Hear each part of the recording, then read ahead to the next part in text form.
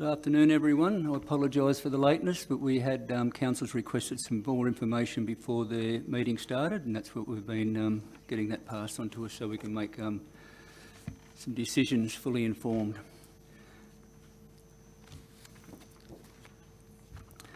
I'll open the meeting with acknowledgement of country.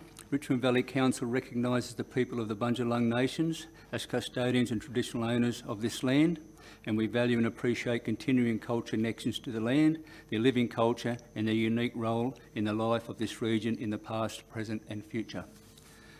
Mr General Manager, to read the prayer, please. Dear Lord, we meet to serve our community, to use our resources wisely and well, to represent all members of our community fairly, to make decisions that promote the common good. We recognise our responsibility to the past and the future, and the rights and needs of both individuals and community.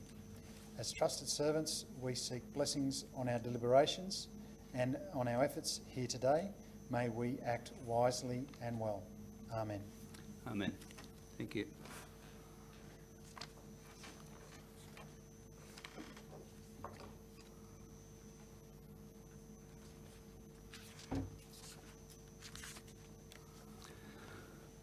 Public access and question time. I believe we had one request, Mr General Manager.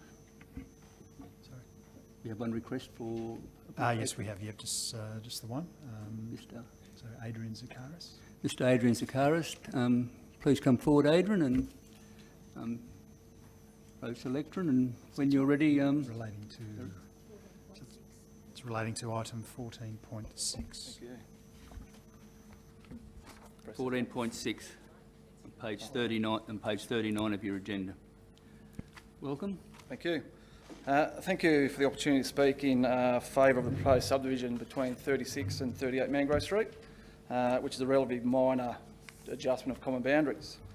It has been demonstrated that proposed lot sizes can accommodate a single dwelling at a minimum on each allotment, which meets the zone objectives of providing housing needs in the R1 zone. The proposal also demonstrates the objectives of clause 4.1 of the LEP, being the minimum lot size clause, to ensure that lot sizes have a practical and efficient layout to meet their intended use, i.e. residential purposes. The proposal allows the owner of number 38 Mangrove Street to bring the current dwelling into compliance with Council's DCP, a long-term solution to existing problems. As illustrated in the detail survey which we lodged, the existing dwelling is only 8.5 centimetres from the boundary, which doesn't comply with BCA or fire separation requirements. Council officers have stated their concerns that the proposal will reduce the development potential of number 36. However, when taking into account the DCP requirements of maximum site coverage, setbacks, car parking and open space, the existing size and configuration of number 36 of 611 square metres realistically allows a maximum density of 2 attached dwellings. The proposed reduced lot size will still enable 2 attached dwellings to be erected, should the owner require that. As indicated in Part A 3.2 of Council's DCP, an area of 250 square metres is recommended per unit for multi-dwelling housing. Thus, the existing size of Lot 173 only supports 2 dwellings. In addition to this, multi-dwelling housing requires visitor car parking and vehicles that enter and exit in a forward direction. Thus, multi-dwelling housing, residential flat buildings and the like cannot be supported on the current area and configuration of Lot 173. There are numerous lots that are significantly less than the 600 square metre minimum lot size in the Evans Head Township, including about 15 within the immediate vicinity of number 36 and 38 Mangrove Street. As such, the proposal is in keeping with the character of the locality. Clause 4.1c of the LEP provides a mechanism for lots to a size of 300 square metres, establishing a preferred development pattern of smaller lots in the locality. There is no restriction to the maximum setback to a side boundary. The 4.95 metre setback proposed will provide additional road frontage to 38 whilst not impacting the development potential of 36. This is a relatively straightforward application with no objections and mechanisms within Council's LEP to support lots below the minimum lot size, and as such should be supported.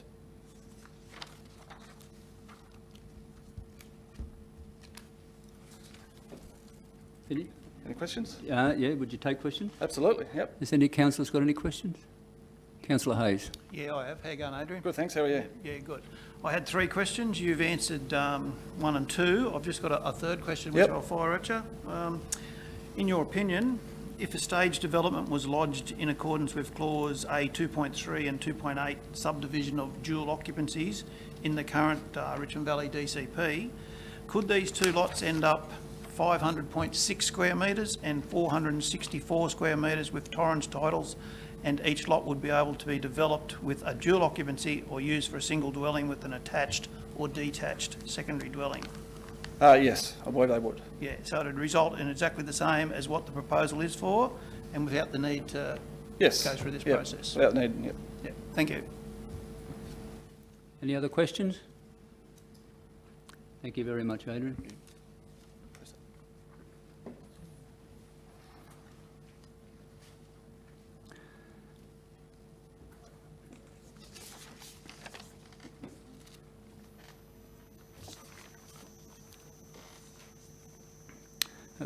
Apologies. I have an apology from Councillor Morrissey, and I notice Councillor Cornish is missing. Have you heard from Councillor Cornish? Yeah, Councillor Cornish advised he'll be 20 to 30 minutes late. Okay. He's got work commitments. Thank you. Could I get a mover for Councillor Morrissey? Second.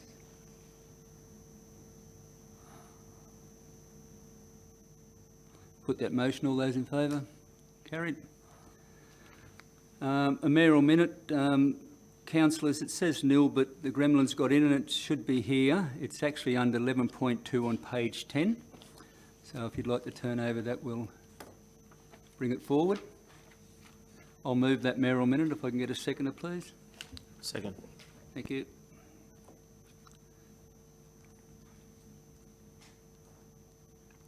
Councillors, as you would be aware that Richmond Valley has been made regional job precinct, which is a big boost, I think, for the whole region, not only Richmond Valley, but Kyogle and Lismore and those adjoining areas. I think everyone will benefit from that. It's been a while coming. To me, it's a reward for the hard work that this council has done over the last 4 years. We've really put an effort into becoming like a regional centre, and a lot of that hard work's been paid off. So I'm pleased for the council, I'm pleased for the staff, and most of all, I'm pleased for our community for their future. But I might just ask the General Manager to give us an update on the planning side of things and what it actually needs for the region. Yeah, thanks, Mr Mayor. Yep, obviously good news for us.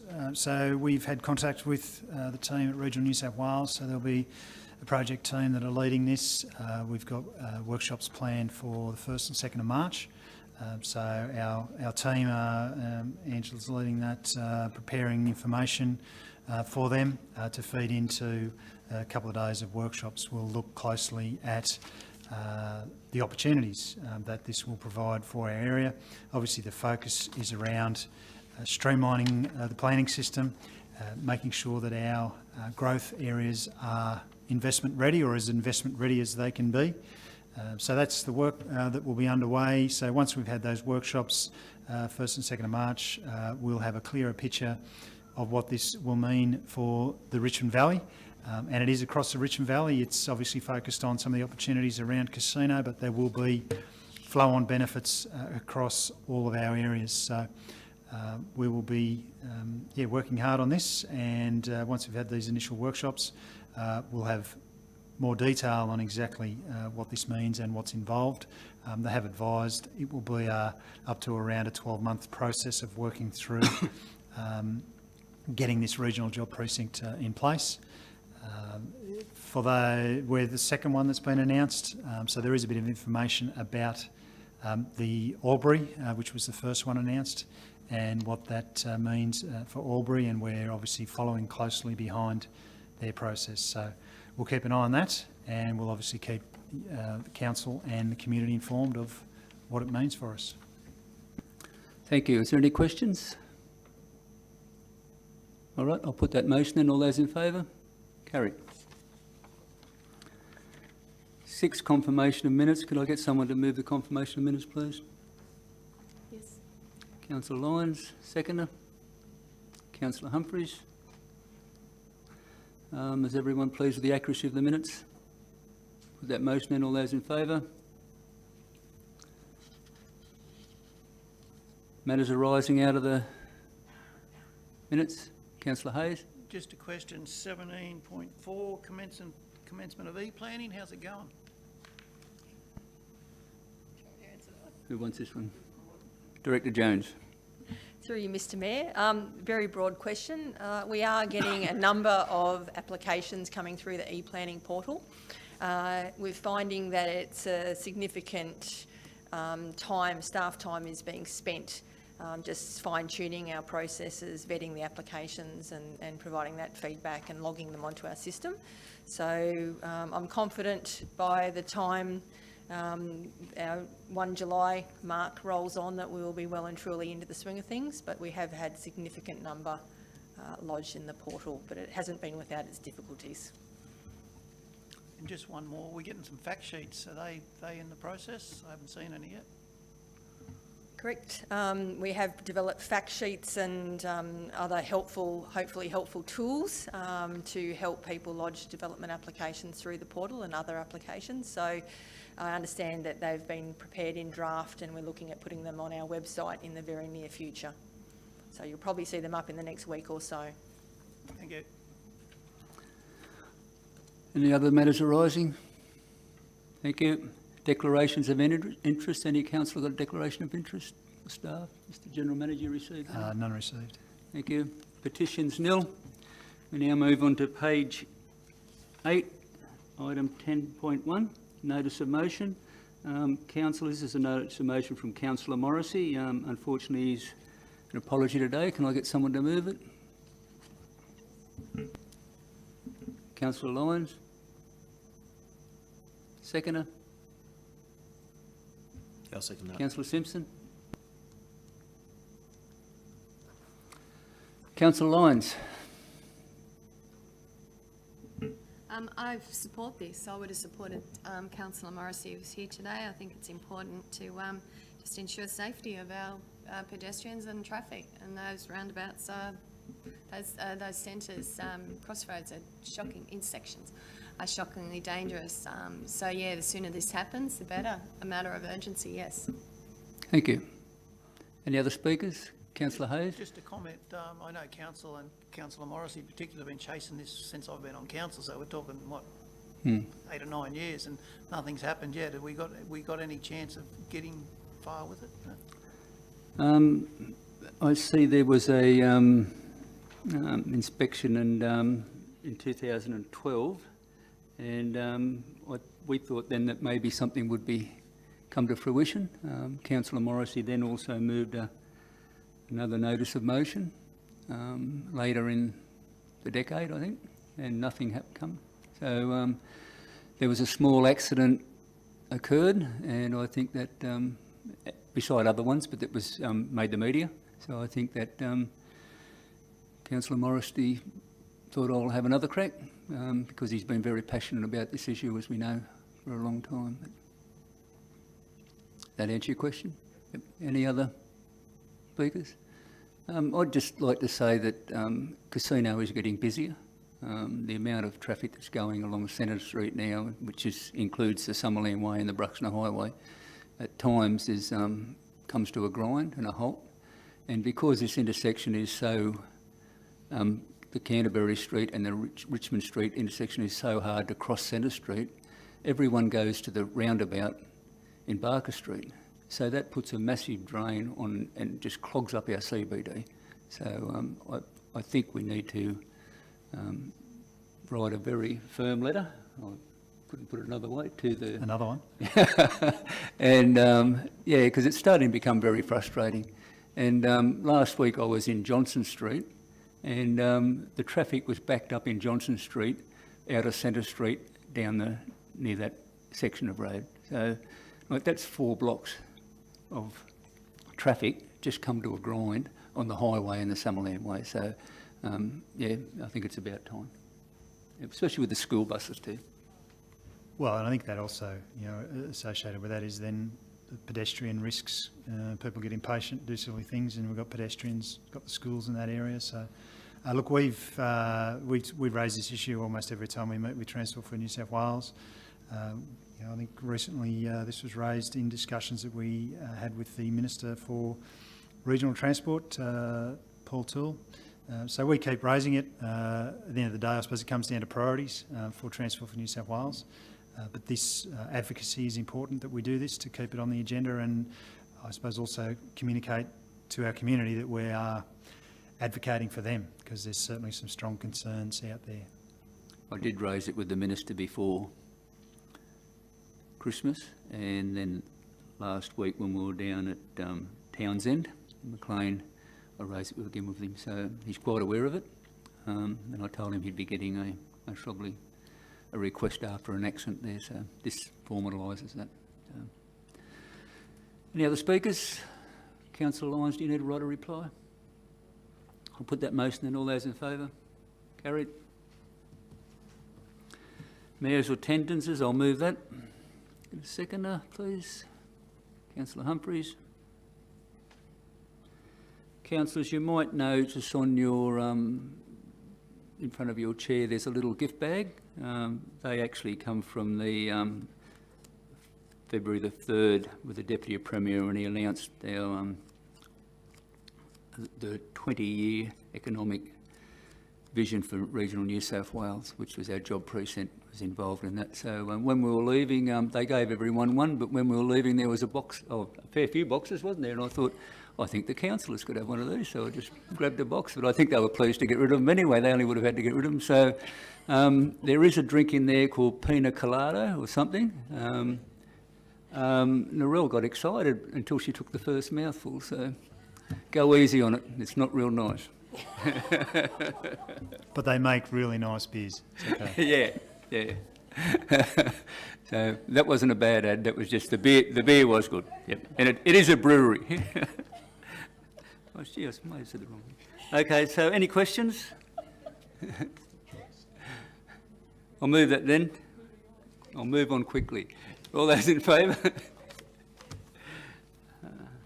We've done the page 10. Delegates' reports. Going to move it for the delegates' report, please? I'll move the delegates' report. And I'll second that.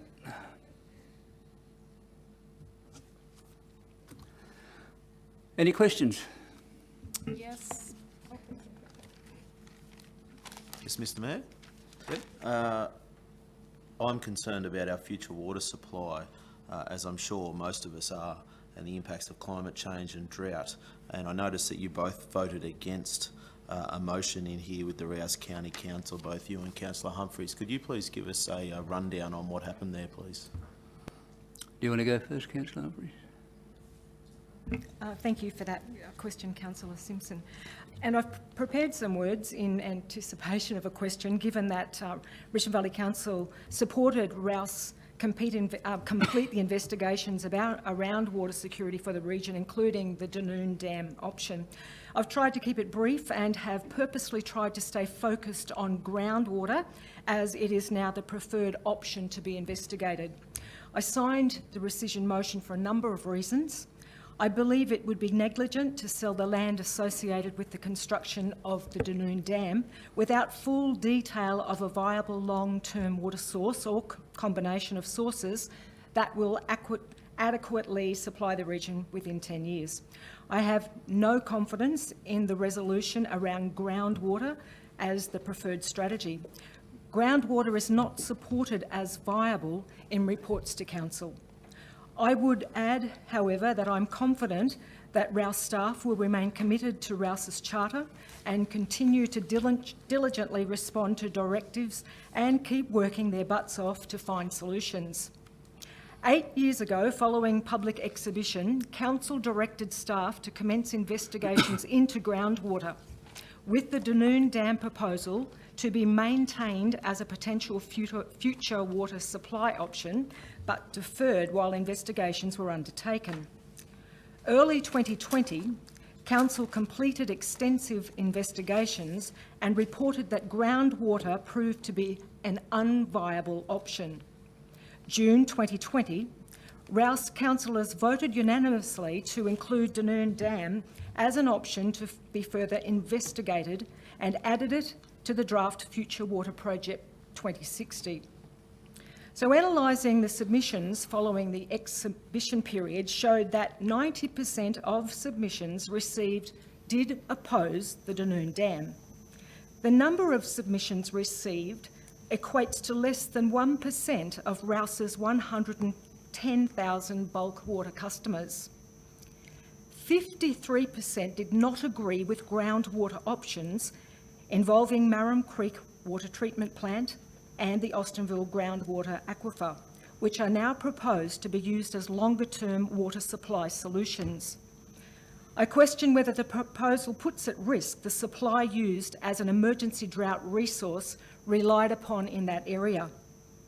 It is also reported that Rouse had yet to finalise arrangements with Ballina Council, the owner of Marram Creek Water Treatment Plant, and that's near Wollongbar and sourcing groundwater from the Austinville area's underground aquifer.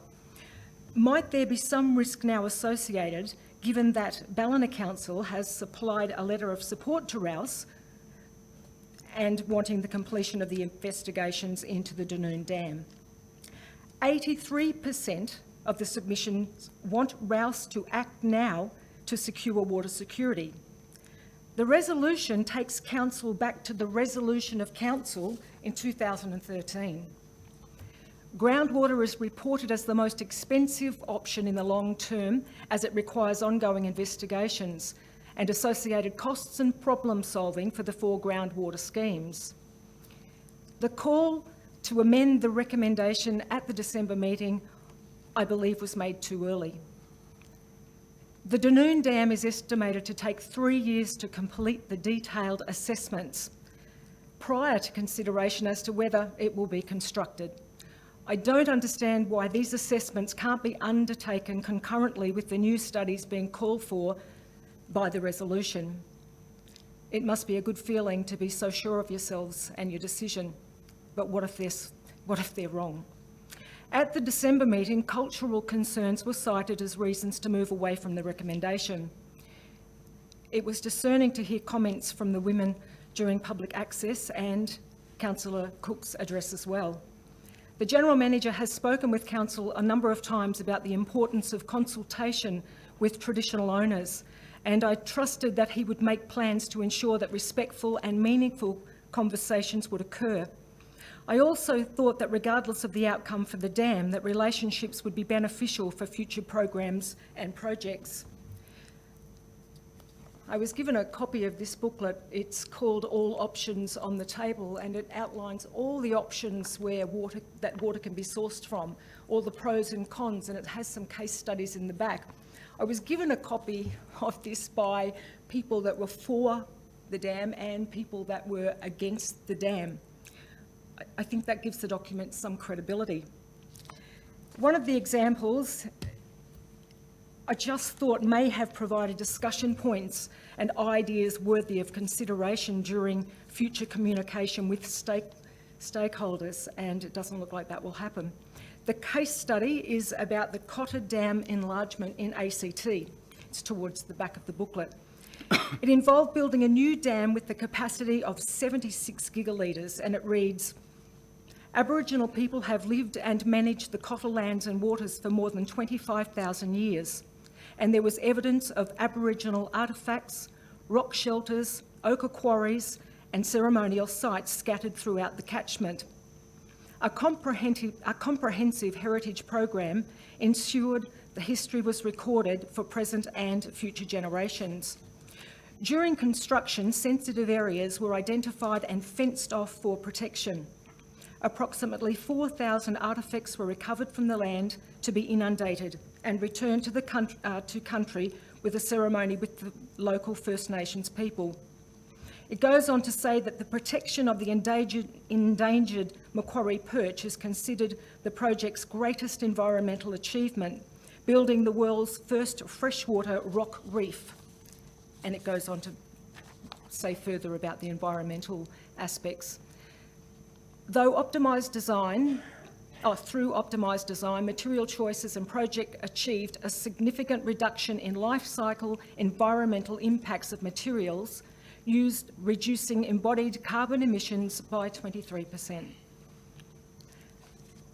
The December decision unpacked years of work by council, councillors, a project reference group which had community members included, ignored previous community consultation results and hasn't taken into account the needs and the views of the majority of Rouse customers, most of whom probably didn't put in a submission because they believe there was going to be further communication and consultation. Rocky Creek Dam holds enough water for one supply to the community, 1 year's supply to the community. Modelling indicates that additional water sources will need to be brought online within the next 4 years. The existing water supply is declining at a rate of 13,300 mLs over time, will decline due to climate, operational impacts and other constraints. In 2020, by, I think it said about 4,000 megalitres. The rescission motion, the success of the rescission motion would prevent the sale of land in case the Dunoon Dam option needs to be revisited to ensure water security for Rouse's 110,000 plus bulk water customers. And look, I'm really sorry for getting a bit dry in the mouth, but I'm just so concerned, so worried about this issue that I still needed to say what I brought here to say, and I apologise for stumbling over a fair bit of it. Thank you. Do you want me to give you a bit more information? Councillors, what I'd like to do is, on page 12, actually go through that resolution, if we could. And I'll start on it's item 3 on page 12. And the first, number 1, was the exhibition outcomes. Councillor Humphreys mentioned that there was about 1% of our constituent councils, Rouse water users, responded. I believe a lot of those were expecting that dam would stay in because it was a unanimous decision in June that that dam would be included. So I think there were a lot of people were just content for all those investigations to occur. And 90% of those is they oppose the dam, but also 56% also expressed concerns regarding groundwater. So there's groundwater concerns out there too. Number 2 was to remove the dam and dispose of the land, but I'll come back to that later. 3, groundwater becomes the preferred strategy. And then if we go then to item 6, water loss management plan. There is a plan, and that a lot of that comes down to the constituent councils, and there are some councils that need to improve that. I'm glad to say that Richmond Valley is on the lower scale of that one compared to other councils. Smarter meeting. Marram Creek water treatment plant, Austinville groundwater site. The Marram Creek water treatment plant is actually owned by Ballina Council, and I can tell you that there was a letter from Ballina written to Rouse because Ballina did move a motion saying that they've got concerns about this resolution from Rouse, and they would like to see the Dunoon Dam studies done. Bear in mind, everyone, that there's never been up to council to build the Dunoon Dam. There has been recommendations to do further studies to see if it's viable. So it got in the media, it was to build the dam.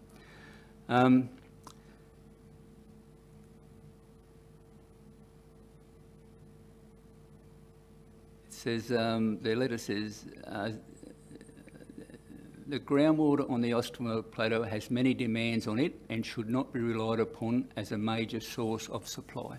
So I don't think the passage to get that Marram Creek water treatment plan off Ballina is going to be an easy access, and also on that area up there where it says the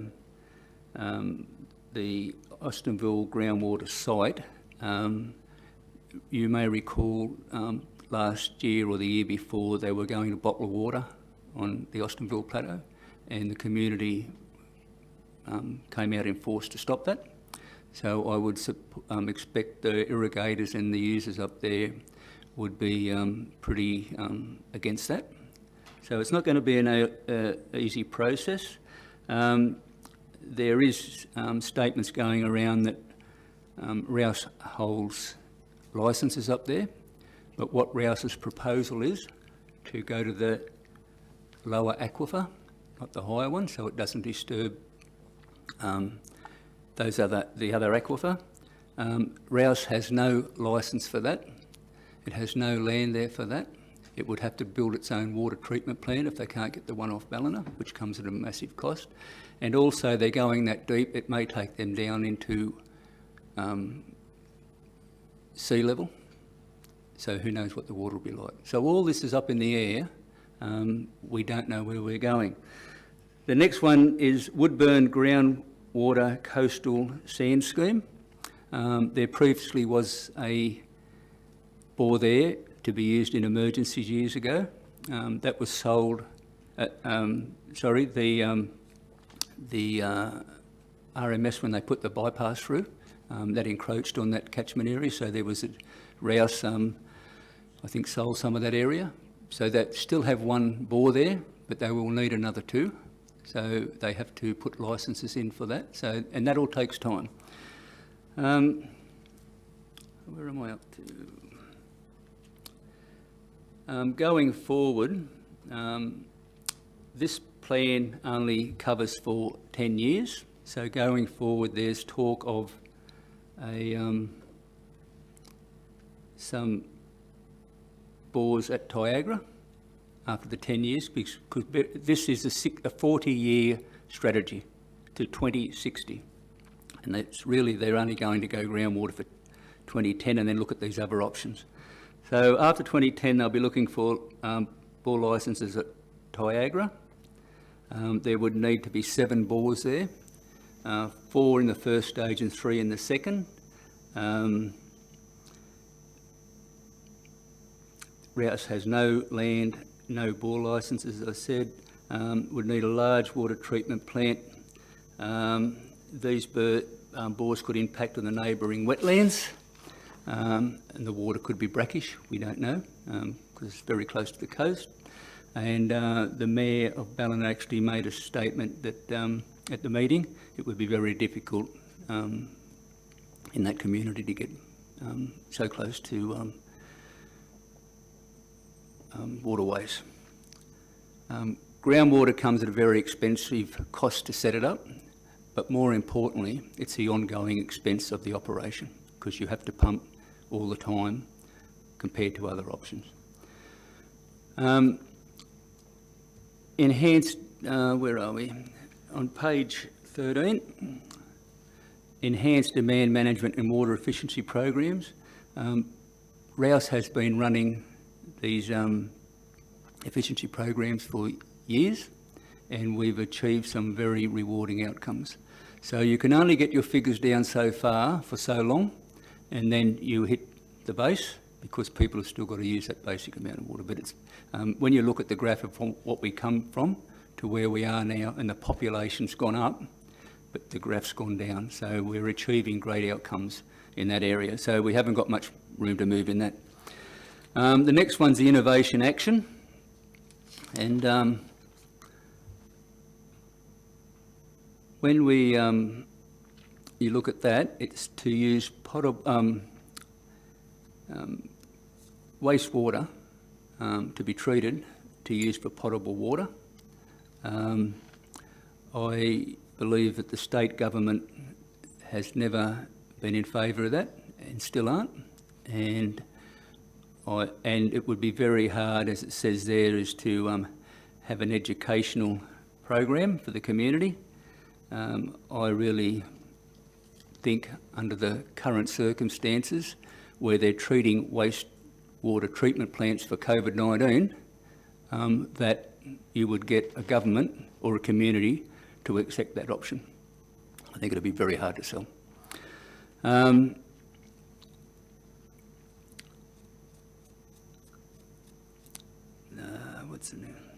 So I then, item 10 locks in with that one, which seek a meeting with the state government ministers. I wish them luck with that under the current circumstances. So then, if they can't, that would then use all the water for the usage. That's the plan. But then what happens if a drought hits? We've got no backup for drought. So the next proposal is desalination.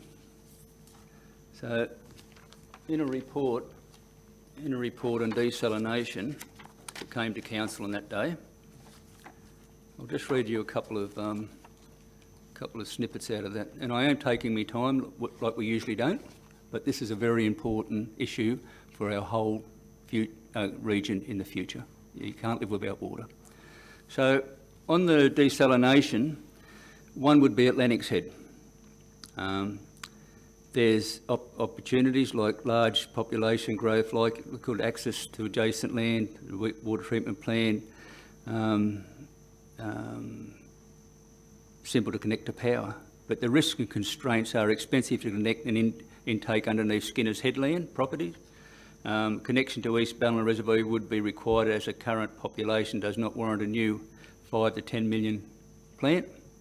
Emigrant Creek Water Treatment Plant and Knock Road Reserve already provide more supply redundancy than other local governments, e.g. Byron, so it mostly would have to go to Byron.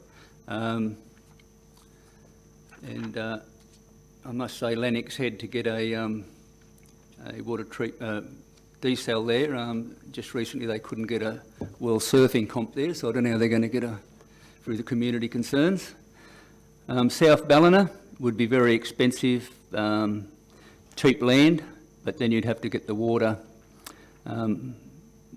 underneath the ocean, which would, underneath the river, to get it over to Ballina, which could cost 5 to 10 million. You've got water quality risk due to the floodwaters creating sediment plume in the Richmond River mouth. So then the next one's Byron. Very expensive building envelope. Tyagra Nature Reserve runs along coast and is highly sensitive to erosion. Community perception would need to be managed carefully. They were the risks. The opportunities are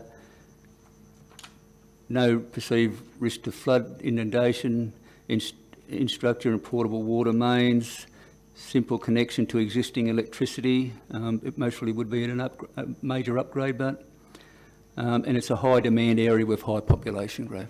So all these options to me are not across the line, and that's why I believe the rescission motion tomorrow is to not sell the land, keep the land until all these proposals are finished.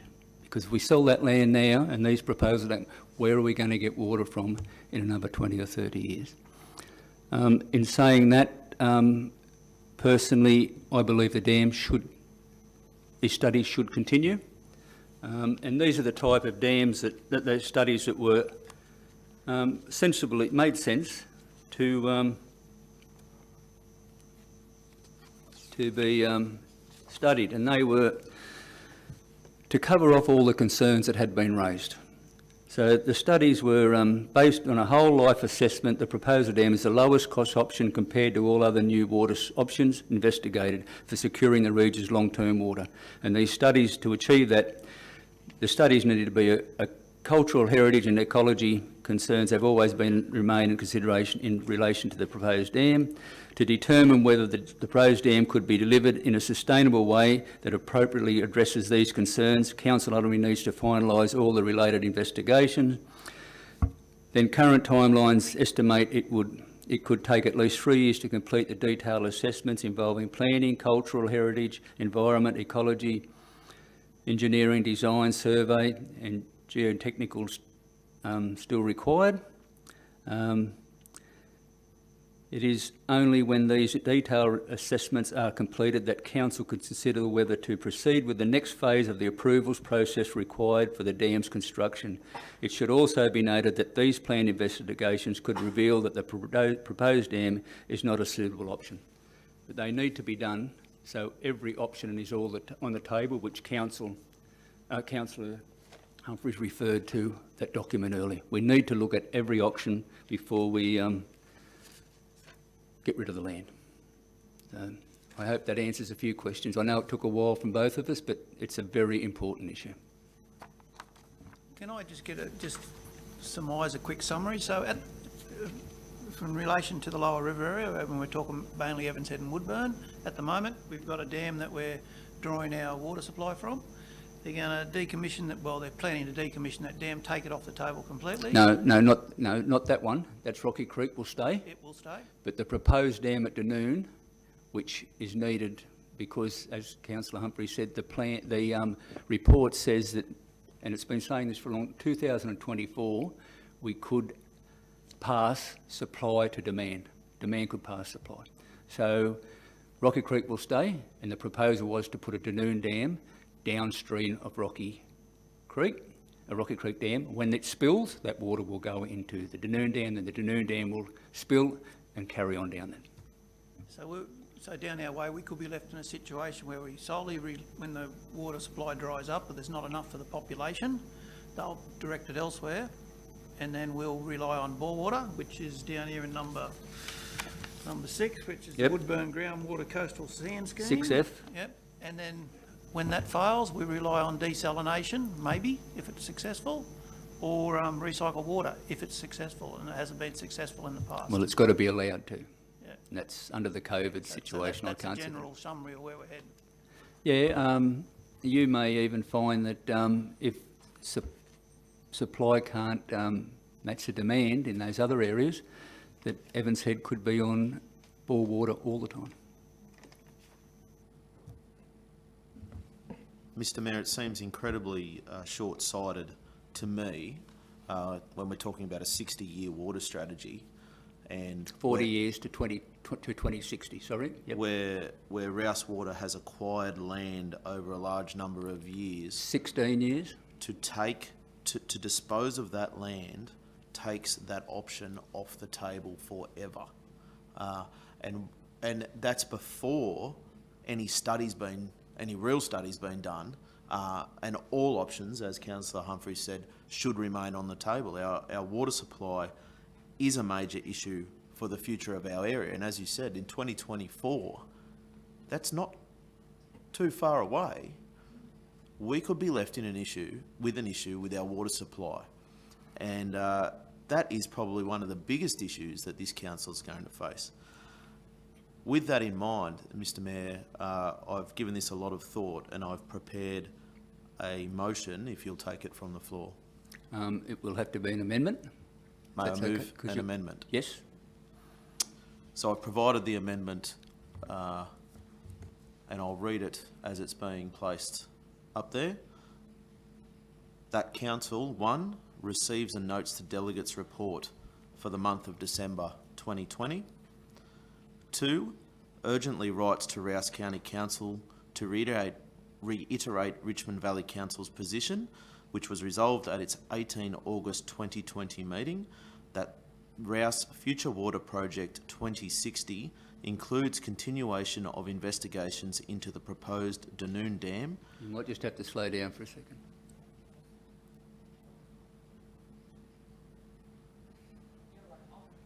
Okay, no problem. I think they have a copy, but Yep. Including cultural heritage, landholder views, environmental impacts, ecological offset requirements, geotechnical assessments, and the potential for state and federal government funding assistance for its construction. And 3, due to the serious importance of the future water strategy and the need for future water security for the entire Northern Rivers region, Council make representations to the federal and New South Wales governments to seriously consider their position on this matter in the interests of the future of the region. If that's seconded, I'll speak to that. Second. Councillor Hayes. Yes, whenever you're ready. So as I've already said, the water supply for this area is under threat. It is a major consideration for our area moving forward, and 2024 is really not very far away, and that's the point where it's tipped that demand could outstrip supply. What that means for the lower rivers is that groundwater and possibly bore water becomes our primary source of water, or could become our primary source of water.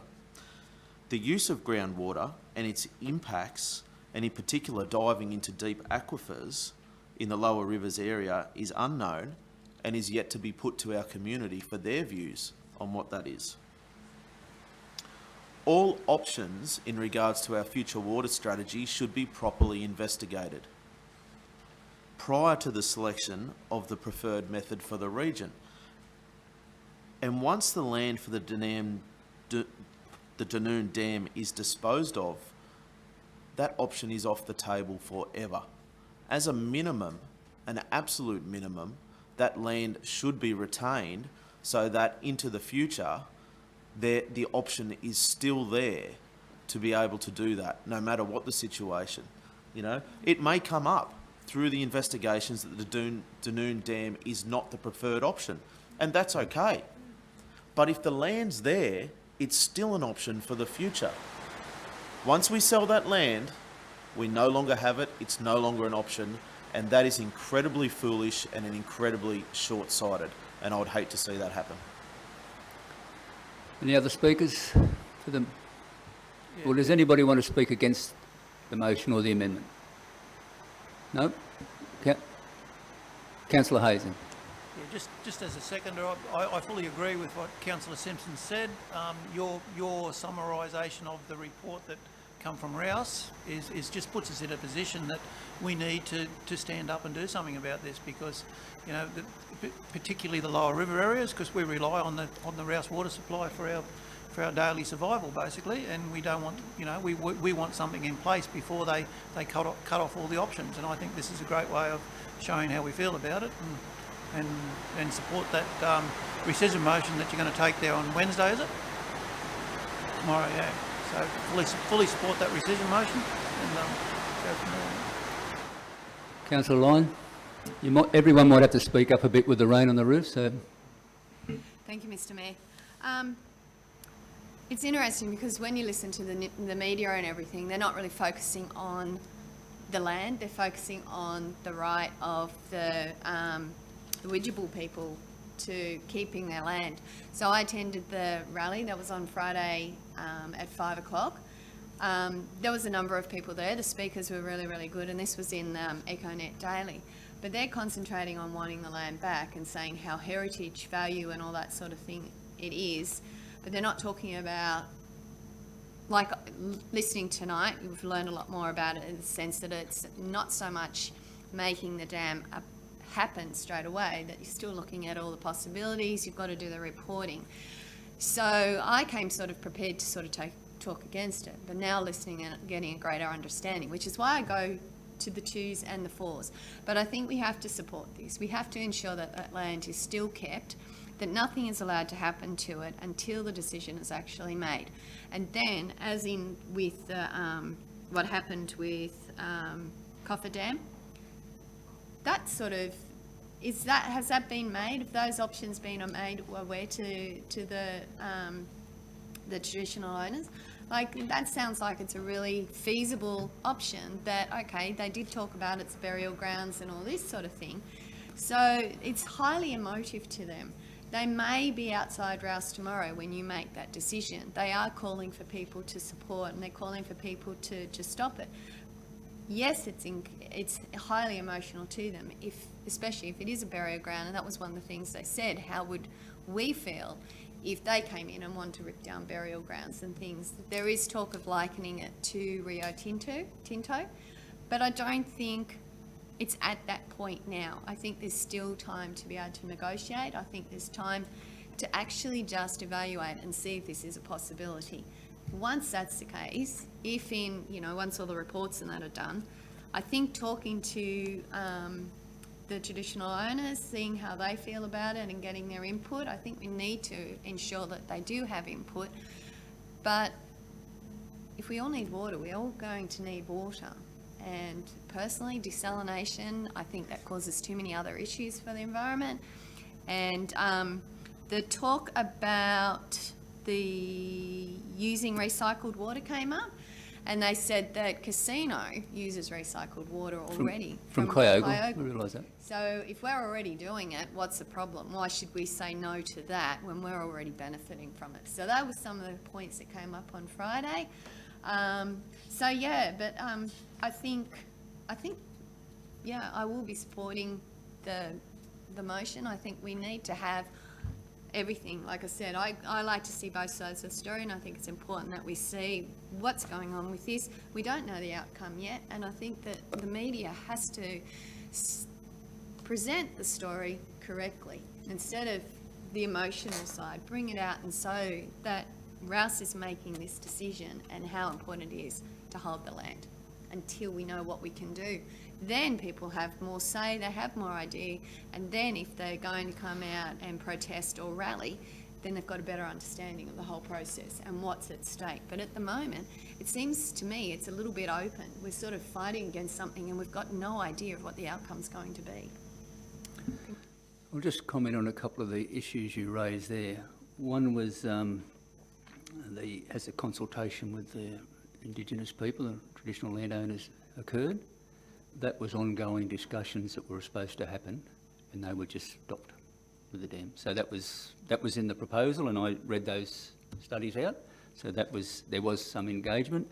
The other thing is there's over 15, 16 claimants on that area land, and getting what I would say united front from some of those. They've got different ideas on sometimes. But the most important thing is there's been talk over the time between a 20 to 50 gigalitre dam. Now, Rocky Creek's about between 13 and 14 gigs. The reason the 50 gigalitre has been talked about more than any other size is it because if you build a dam that high, it doesn't cost much more to go that higher, and the studies are all done and everything. So it makes cost benefit over the lifetime a lot better. These studies, if they're done, could come up with, all right, between 20, 50, 30 gigs, we'll just pick a number, and it doesn't encroach on the burial grounds. So there would be no cultural problems. So we don't know until these studies are done. I'm not saying that can happen or it will happen. I'm just saying that could arise out of the studies. We don't know. And that's why those studies need to be done in the future. But this motion tonight is totally different than the rescission motion tomorrow, because that would have been in conflict of the last meeting. The rescission motion tomorrow is to stop disposing of the land. But I would, to make it easier for the voting procedure, I agree we still have our acceptance of our report.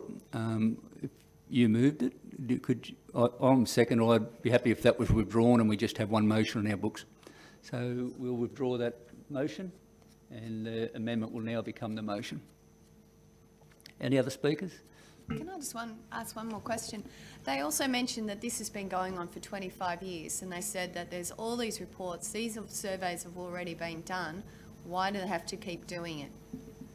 To get the correct outcomes, and you just don't go on and build a dam very quickly.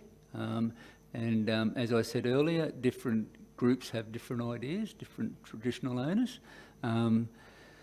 Legislation changes, you have to get licensing, and it takes a long time. I remember back in about 2008, I was on Rouse, and they said, oh, 2024, 2023 is the figure, and a few people were complacent. Oh, that's a long way off. Well, it's not anymore. In 2002, when the drought hit and Rocky Creek Dam went down to below 20%, and there was an emergency Lismore source put in to keep the area going. Rain didn't save us, the engineers did. Well, all these options, they may not measure up. The Lismore source now is being updated into a permanent source, but it has to pump water to the treatment plant, nightcap treatment plant, and it's about 17 k's. You imagine the cost of that. And that's the other thing is everything will be coming at a major cost the more complicated it gets. There's been statements about dams are last century, and they're actually, and also that they're last millennium, and they've been around for thousands of years.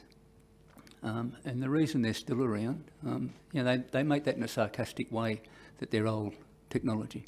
The reason they're around is because they're so practical and they work. And as you know, mankind, if it's not a good thing, they get rid of it. And that's why they're still around, because they do what they're supposed to do, supply water to our community. And Mr Mayor, you said then old technology, but they change with their technical abilities, and the way that they build the dams has changed and continues to change. The example of the Cotter Dam, it was completed in 2013, and to achieve the carbon emissions by the 23%, it was primarily achieved through increasing fly ash content in the concrete and sourcing their materials from the site. So there's always improvements in, well, just about everything in life, but it's happening for dams as well. Any other speakers? And as you can imagine, Councillor Humphries of Ayat had a lot of backwards and forwards, people in support, people against, and a lot of against. And there are a lot of locals out there who've owned country there, and they're saying that a lot of that land was cleared and, farmed, and banana farms, and so, I don't know, but that's why those studies need to be done. Any other speakers? Right of reply, Councillor Simpson. Close the meeting. Just to close, clearly it's a complex issue. Our water supply is an important issue and it's a complex issue, and none of the options are without controversy.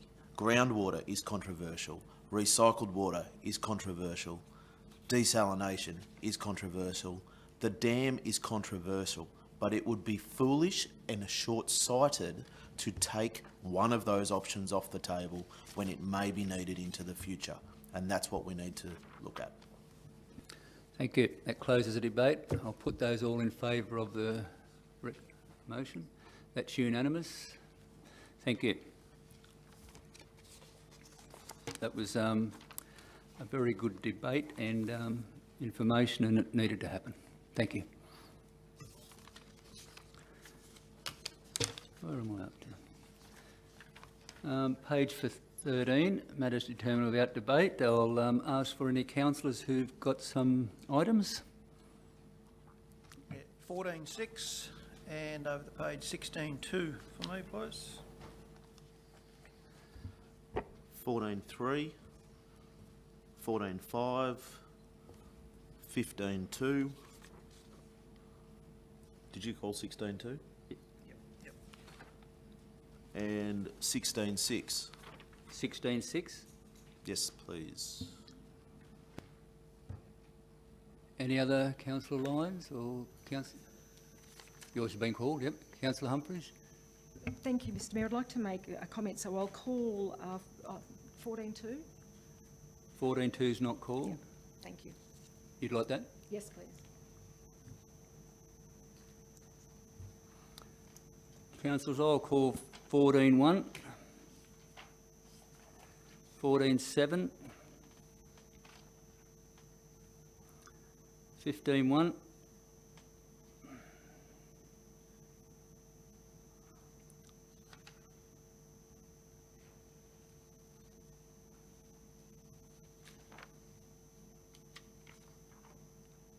16.2 is gone. 16.5. 14, 1, 2, 5, 6, 7, 1, 2, 5. Mr. General Manager, have all the plan and requirements been called? Sorry? 14.6 is called? Yep.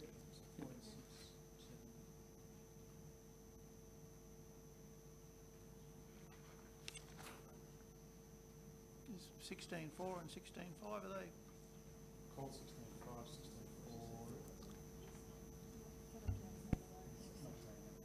No, that's fine. It's a local government act matter, so that's fine. We good? Yep, we're good. Okay. So that tells me councillors, we need a resolution to adopt 14.4, 16.1, 16.3, 16.4, and that's it. Can I get a mover of some? Move that way. Councillor Humphreys? Seconder? Councillor Lyons? I'll put that motion. All those in favour? Carried. Right, page 17, 14.1.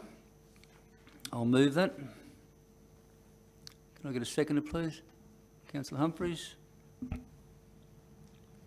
Councillors, I think this is a very good result.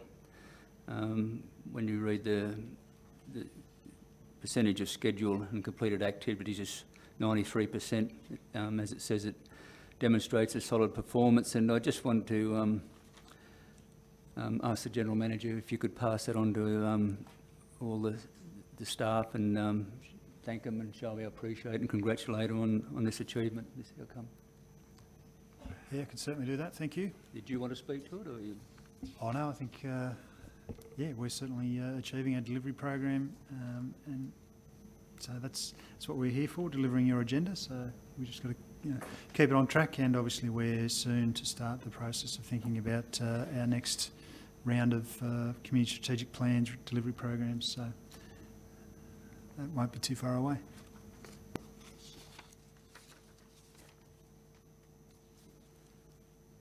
Any other speakers? Yes, thank you. Mr Councillor Mayor, Humphries. with this report, I usually jump straight to the red dots and the purple dots and look for why things haven't been progressing, and I could see that there was some COVID, there was a COVID reason and there were staff vacancies, but I would just like to comment that it's so impressive that the organisation is working so well together in making Richmond Valley a better place to live, work and visit. And if we continue to work together, we'll achieve benefits from working so closely with our community, and also with the Richmond Valley community and our state agencies and our members. So yes, I commend everyone for the terrific work to have this really good result in this first half. Thank you. Nothing more from me. Any other councillors? I'll put that motion in. All those in favour? Carried. Page 19, 14.2. Councillor Humphreys. Again, Mr Mayor, I simply wanted to make a comment.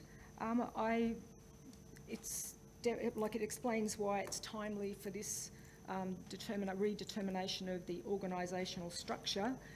It seeks to regain, and it will retain local employment, and it doesn't propose job losses through redundancies.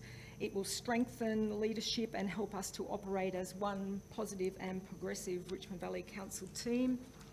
It's now time to set up the organisation for the next phase, and we've talked about that at workshops. We're achieving this, we're achieving that, so how do we go forward? So here it is. We're set up for the next, we'll be setting up for the next phase of growth and maturity in how we operate and make decisions and deliver services. I like that it talks about the opportunities, maximising opportunities that will come in the next few years, and I think also what's incredibly important is that anybody reading this, in particular staff, they can see that council needs to have succession planning, and this is how you can be part of succession planning in a very progressive organisation. I very much support the recommendation and really enjoyed reading the report. Thank you. Any other councillors?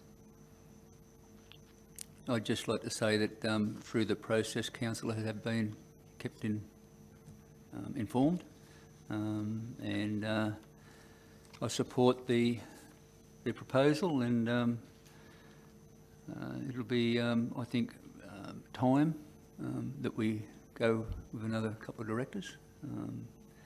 But I just ask the General Manager if you'd like to comment or leave. Oh, thanks for your comments. And obviously we have talked about this. It's a combination of talking with yourselves, but also talking with our management team, and obviously Angela as the other member of our executive over the last few years. We've delivered a big agenda. It is time to just review things, which we've done over the last few months. And I think it's just a great opportunity for the organisation to take that next step. And the other thing is, we've rolled this out across the organisation from the 28th of January, and I think the response to it actually really highlights the maturity of the organisation because everyone's just got on with the job. They know what the story is. They can see that it's a positive change, and really, for me, it's pretty much people have just got on with the job, business as usual. They know that there'll be some adjustments happening. We have to go through the process under the local government award. But for me, that's been a really positive thing, just on its own, in how people have responded to this. So I'm looking forward to moving into that new structure. But the main thing is that we continue to do what we do for our community, and that's our focus. So thank you, and I'll continue to keep you informed as we implement things. Any other speakers?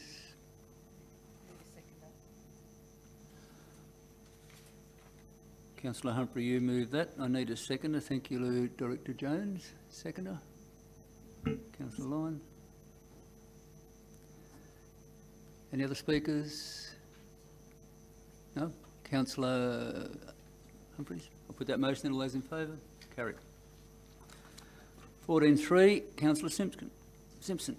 Yeah, I'd just like to ask a couple of questions prior to moving the recommendation, please, Mr Mayor. The first one is in relation to the New Italy bike trails. Just in the report, it states that Forestry has closed the access road to the general public, and that that area is only open to the Dirty Wheels Bike Club members. I'm just wondering what the reasons for that closure were and how long that's likely to last for. So this is Forestry Corporation-wide impact, and I think it's part of their risk assessment for their forests. Obviously looking to minimise the number of people that have gone back into their forests following the bushfires. So here we are 12 months down the track. I must say that it's causing some frustration in the community, not only for the Dirty Wheels, and they can go back in there, but I think it's closed, but it's not really closed because people are in there. We're certainly getting reports of damage from motorbikes and other things on the Dirty Wheels tracks. So while they're officially closed, people are still going in there. So we continue to raise it directly with Forestry Corporation. We've also raised the concerns with our local members' office, and they've been raising it with the Deputy Premier, who is also the Minister that's responsible for forestry. So it's certainly well aware, or has certainly been made aware to the government our concerns, and I think it's timely that they make a decision about if they're going to reopen them, or if there's a reason why they're not reopening them, then solve the issue, like we've done in getting our community back in order over the last 12 months, so that people can get back in there and enjoy it. So fix it and then officially open it, and let's move on with life. I think that's what everyone's seeking. So we've been pushing that point, but as yet the decision hasn't been made. Can you just... Can I just throw a question in there while you're on that? I read somewhere the other day that Dirty Wheels are setting up a regional facility similar to what they got out there in Ballina Council, somewhere in Ballina Shire. Does that mean they're going to downgrade that one and move up that way? Anyone know anything about that? They've been involved in establishing the Duck Creek Mountain facility. I think that might be the one you're talking about. So they basically do operate multiple sites. They've got a good volunteer base. I think they have a volunteer base that look after the Duck. Is it Duck Creek Mountain or Duck Mountain? Duck Creek Mountain. Yeah. The biggest selling thing on this in the media that I've seen was it's going to be a regional facility. It's going to be pretty big. So I thought that's where they were heading out here, but maybe not. I think I'd need to check that, but I know they've got a group of volunteers that work on the New Italy one, and potentially it's the same or it's a different group, potentially closer to home for the Duck Creek Mountain. So, but we can clarify that. But we're in regular contact with the mountain bike club. There was actually some recent filming that was done by a New South Wales government agency, and the president of the New Italy mountain bike club came down and actually was part of that. He was interviewed as part of that. Lindsay Wooten, I think. He's based in Byron Bay, but obviously spends a bit of time at New Italy as well. I get a lot of positive comments from down at New Italy about the track, and they're just so happy to be back in there, so I couldn't imagine leaving there after all the work they've done. Thank you. If you could just keep us informed about the progress of that, because obviously we're putting money towards it quite regularly, so it'd be great to have it open, officially open to the public at least. Yep. My next question is on page 26. If I could just have an explanation, because I really wasn't quite sure what aerial photography layer for corporate geographic information systems is. If Director Jones to answer that Director one. Jones? Through you, Mr Mayor. So Council has the ability to pay for aerial photography, and we use that on our GIS layers. So our aerial photography that we're using currently is several years old. So when we're looking at investing with a company that does basically they fly over and take the imagery, which then we put onto our geographic information system. We use it as a tool for a whole myriad of things, and having that up-to-date layer would benefit greatly from an emergency management perspective, as well as a number of other functions that Council performs. Thank you. And the last question I had, just in relation to the additional projects to be funded, as you might remember, at our last council meeting, I asked a question on notice because there was an article in the newspaper stating that we had neglected Whipparee as an area, and the General Manager did respond to that and tell us what we'd done in that area. I'm just wondering whether any of those, whether any projects had been identified for Whipparee or considered for those additional funds. I certainly asked our recovery manager that question, and we haven't had any feedback on the specifics of what is required, is desired in that area, I suppose you'd say. And the thing is that this money has to be spent on public facilities. I think some of the issues that were raised in and around the general store are on private land. We can't put money towards that in those circumstances. So certainly something we considered. But we haven't had anything identified at this point in time. We obviously pursued, as we reported then, the hall down there. We followed up with them as to any needs that they had, but we haven't anything reported back to us at this stage. At that point in time, I relayed to you that I read a sign out there, "Save our bushfire, our real bushfire shed out there." Was that looked into?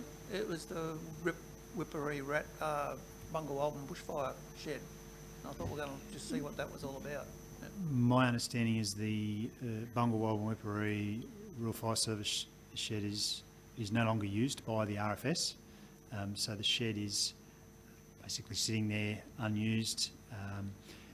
The reason I'm aware of that is that the RFS talked about it in the context when we're looking at options for needing a new fire facility at Ratville, and whether that might be suitable to be relocated.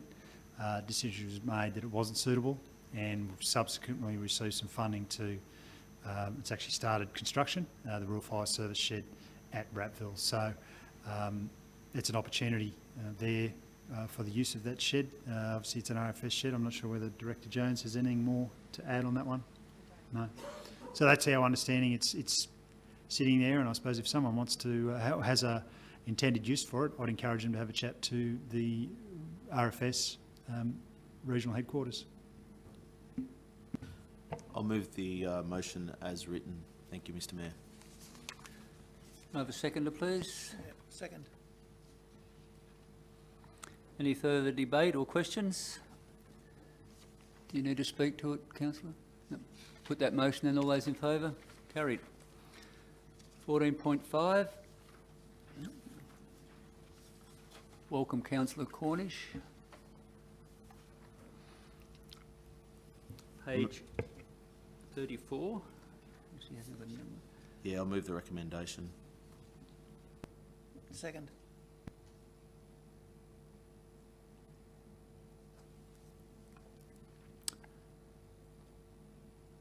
Want to speak to it, councillor? Mr. Mayor, just to say that obviously NCMC a large employer in the town, and this is, I'm on the right one, aren't I? Yes. This will only boost employment. I think I read in there another 20 odd jobs in this facility, and I think that's just another great thing for our community, and I support the recommendation of staff. Any other speakers? Councillor, I'd just like to say I agree with Councillor Simpson. I think the value adding to the products that they produce out there is a positive, and it will make the business more sustainable and profitable, because the cost of meat, cattle just at present, I think there could be a bit of a downturn because the restockers around in stock numbers. So any employment that can carry it on will be great for that facility and for our region. So I agree. Any other? Oh, Mr Mayor, I just noted that I'd circled about having one submission, and certainly I believe that the issues raised by that in that submission have been adequately addressed. Yeah.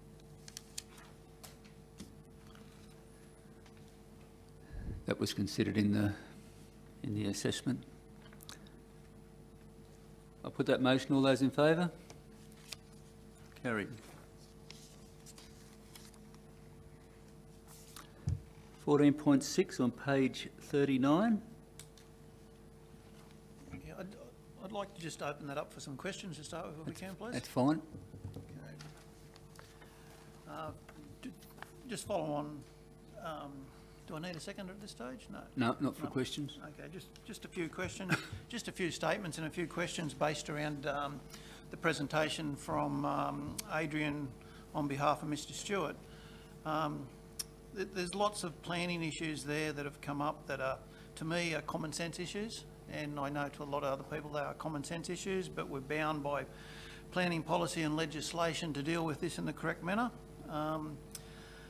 I want to point straight to the question I asked Adrian, and it was, I'll read it again. I said, in his opinion at the time, but if a stage development was lodged in accordance with clause A 2.3 and 2.8 subdivision of dual occupancies in the current Richmond Valley DCP, could these two lots in question end up at the same measurements, 506 square metres and 464 square metres, with Torrens titles issued on each lot, and then later would be able to be developed with dual occupancies or used for single dwelling with attached or detached secondary dwellings. Now, Adrian's answer was yes.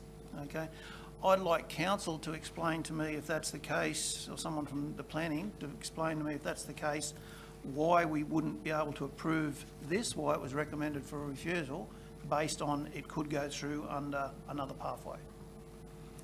Director Joan. Through you, Mr Mayor. Whilst I'd probably need to refer to my planning documents to give you a definitive yay or nay with regards to your question, and make sure that all the provisions of the legislation could be met, what we're looking at today is a subdivision boundary adjustment, essentially, that was requested. So on merit, that's all we are looking at, is whether we should do a boundary adjustment to change the lot boundaries for these two lots in question. The application didn't seek any other approval pathways other than the one we're looking at today. So based on what was submitted to council for determination, the planners have made the recommendation with regards to not supporting the application because on merit it doesn't meet the requirements of the LEP or DCP.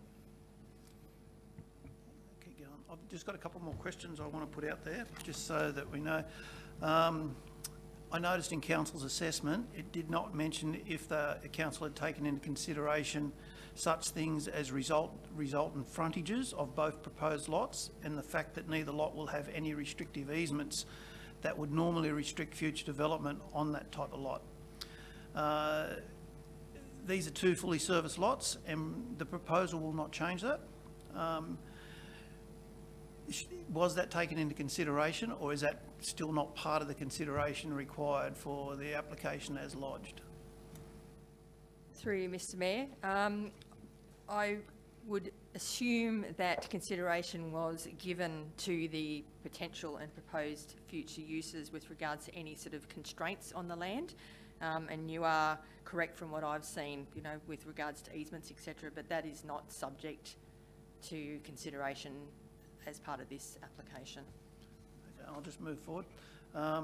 If these items had been considered and it would have gone a long way to satisfying the objective of the DCP to ensure that the lot sizes have a practical and efficient layout to meet their intended use. Larger lots of approximately 540 square metres have been recently approved that have much smaller frontages, ranging from 14 to 16 metres, and large sewerage easements that leave less usable land than this proposal. Once again, that's not part of the assessment when you're assessing a boundary adjustment. Correct? Correct. Okay. I just want to make sure the council is aware of all these items, that's all, before I probably change a recommendation. And question I haven't really put together, but if there was further negotiations that could be put to the applicant, can you see a way forward with this without ending up in the Land Environment Court? Well, that's a loaded question. Who knows how long's a piece of string? So my comment to that would be there is potentially pathways, additional pathways for future development of these lots in question. As I understand, they haven't been explored because our office's job is to assess an application on its merits, on what it's actually seeking to achieve. So if there were other options, as alluded to this evening, and other planning pathways, certainly would be more than happy to discuss those and look at options for both the landowners of these two lots. Whether ending in Land Environment Court, who knows? My professional opinion is based on the planner's advice and the planner's report. Me being an old town planner myself, you know, the provisions of the LEP with regards to variations and lot sizes haven't been adequately justified, the proposal, and I do support my planning staff's recommendation in this instance. That being said, if there are other planning pathways to achieve outcomes for both of these properties, we're more than willing to sit down and discuss those and look at what we can do.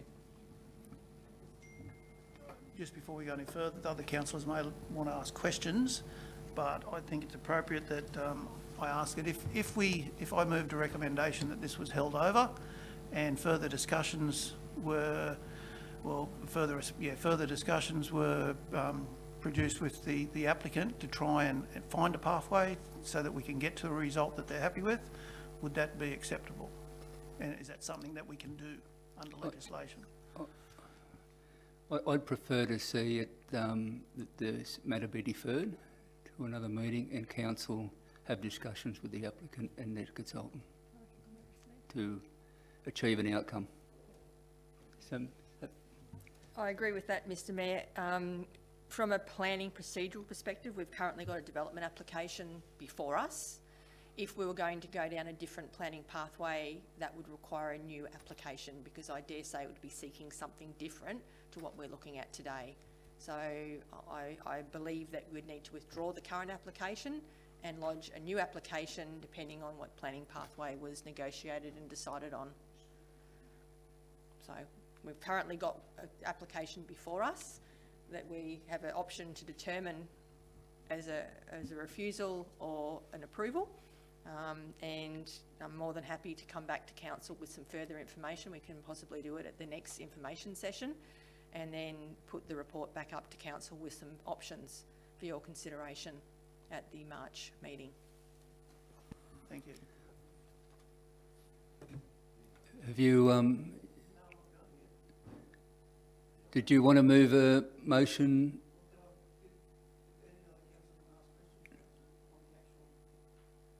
No other questions?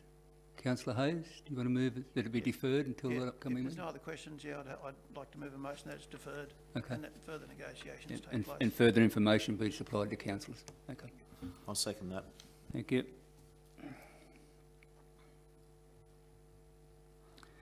Any other speakers? Councillor Hayes, Councillor Hayes, did you want to speak to the motion, or you? I think I already have. No, you ask questions. Councillor Simpson as a seconder. Yeah, Mr. Mayor, look, as a common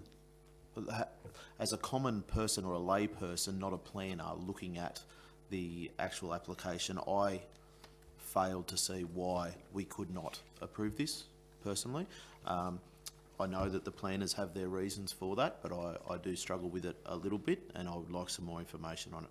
One thing that I will say that does concern me a little bit, and Director Jones, you said that, you know, we just deal with what's in front of us, basically, that on merit, we look at this application, this is what it's asking for, and we haven't explored whether there was a way to help the applicant through a different pathway to get to the outcome that we've desired. And that concerns me a little bit from a council, I guess, point of view. I have always held the view that we tried to help the applicants. That's what our development concierge was for, that we tried to at least point them in a direction to get to where we want to go. If we can see a pathway to get there, why aren't we alluding to that and helping them to get there before it gets to this point? Anyway, that's just my comment. And Yeah, it may have happened. Yeah. You know, I know I went back a couple of times for further information. There was a stop clock put on it, so I don't know. The full okay, so let's get some more information. Yep. Yep. And look, when you look at the plan, it kind of, you look at it and think there's nothing wrong, but when you go in and read the full report, currently we have 2 blocks of land that are compliant, one with an old LEP, one with a current LEP. If we go and approve this, all of a sudden we have got 2 blocks of land that don't comply with the current LEP. So the LEP, I think, if we've got one, we need to abide by it. Hopefully we can go forward and have a pathway that the proponents have good outcomes.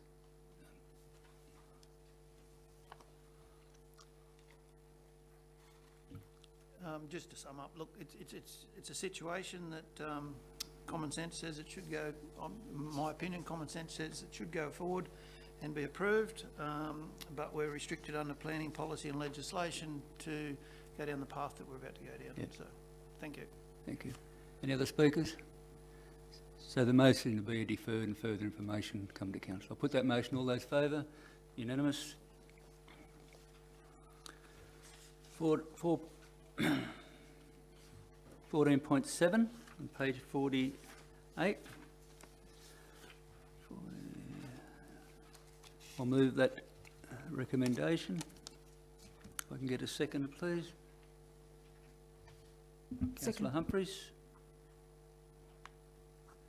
Councillors, this is excess land that council just mows, and when I drive around I see, well, very rarely, some of these parks I've never seen anyone using them.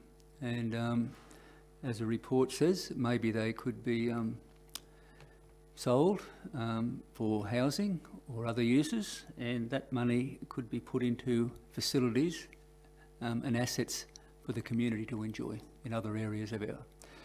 In saying that, this is just the start of the program, and there will be a lot of community consultation for adjoining landowners and other peoples in the area. I think that needs to be made quite clear. We will be seeking feedback, and I look forward to those comments, and I hope that everyone looks at it in that way, that maybe there's positive outcomes for the community instead of just looking after their own backyard. Any other speakers? Councillor Yes, Humphries? thank you, Mr Mayor. I also look forward to hearing back from the community. From the community, it was really interesting when we workshopped this issue, and as you can see in the budget implications, it will generate a reduction in annual maintenance of approximately $11,000 and a net return from sales of approximately $600,000. That $600,000 would go back into, I imagine, projects for the community. Or Yep, that's what it says. So, Yep. thank you. Any other speakers? All right, just in closing, I noticed recently that Lismore actually went down this road and sold some surplus land, and I think they supplied some wonderful assets for their, in their parks and things like that for the children. So hopefully we can do the same. Put that motion, all those in favour? Carried. 15.1, I believe we have a presentation from Mr Gator. When you're ready, Mr Gator. This is a quarterly budget review statements, page 51, item 15.1.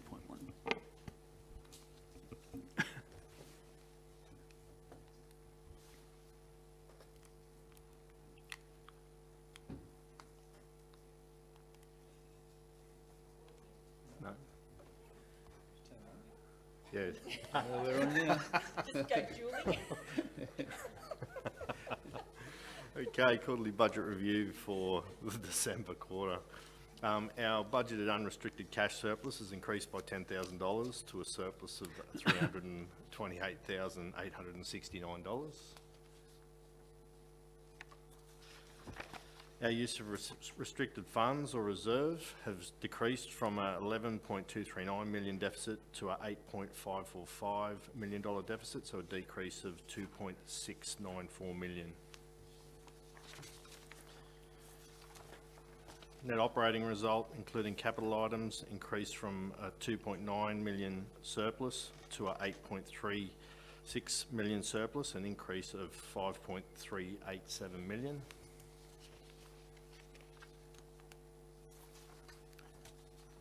And our net operating result before capital items has improved from a $5.226 million deficit to a $4.839 million deficit, which is a difference of just over $386,000.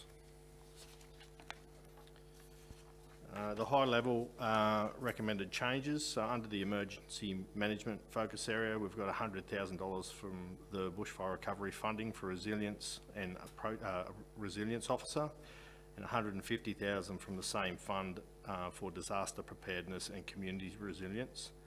We've also got $450,000 capital grant funding to build a rural fire station at Rattville. Under sports grounds, parks and cemeteries, we've got $100,000 from the local roads and community infrastructure fund towards a drill hall walk, the drill hall walk and casino, and $150,000 from the same fund for the revitalisation of Razorback Lookout in Evans Head. Community centres and halls, we've got $700,000 of the budget for the Rattville Common project to be transferred into the 21-22 year due to timing on when those funds will be spent. Under building and maintaining roads, we've received $4.35 million in natural disaster funding for works performed after the 2019 bushfires and the February 2020 flood event. $487,993 received under the active transport program for a footpath along Hare Street and Casino. Under the Northern Rivers Livestock Exchange, we've increased the income budget by $260,000 for the sale of biosolids at the NRLX, with a corresponding $220,000 increase in expenditure due to the cost to prepare and process the biosolids for sale. Real estate development. We've removed $764,000 from budgeted asset sales for industrial land. Will be transferred into next year's budget, and that's just due to when the timing of the blocks will be available for sale. Waste management, we've removed $1.5 million from the construction of Cell 6 at Namoona Landfill, again transferred into 21-22 financial year, and that's due to the timing of when the construction's likely to start. Sewage services, we've done a full review of the sewage services capital works program, which has been undertaken has been undertaken with a net value of just over 700,000 either removed or postponed until next financial year. A full breakdown of those, it's a lot of smaller jobs, so a full breakdown is available on page 14 of your quarterly budget review statement. Other changes, total income from continuing operations increased by just over 6.5 million. So the total income now is 77,936,000. The main part of that 6.5 million is natural disaster funding. Total expenses from continuing operations has increased by just over $1.2 million. It's sitting at 69.5 million now. Loan funding has decreased by 2 million, so there's no planned borrowings in this financial year. They'll be also transferred to next financial year because they're to do with the Cell 6 at Namoona.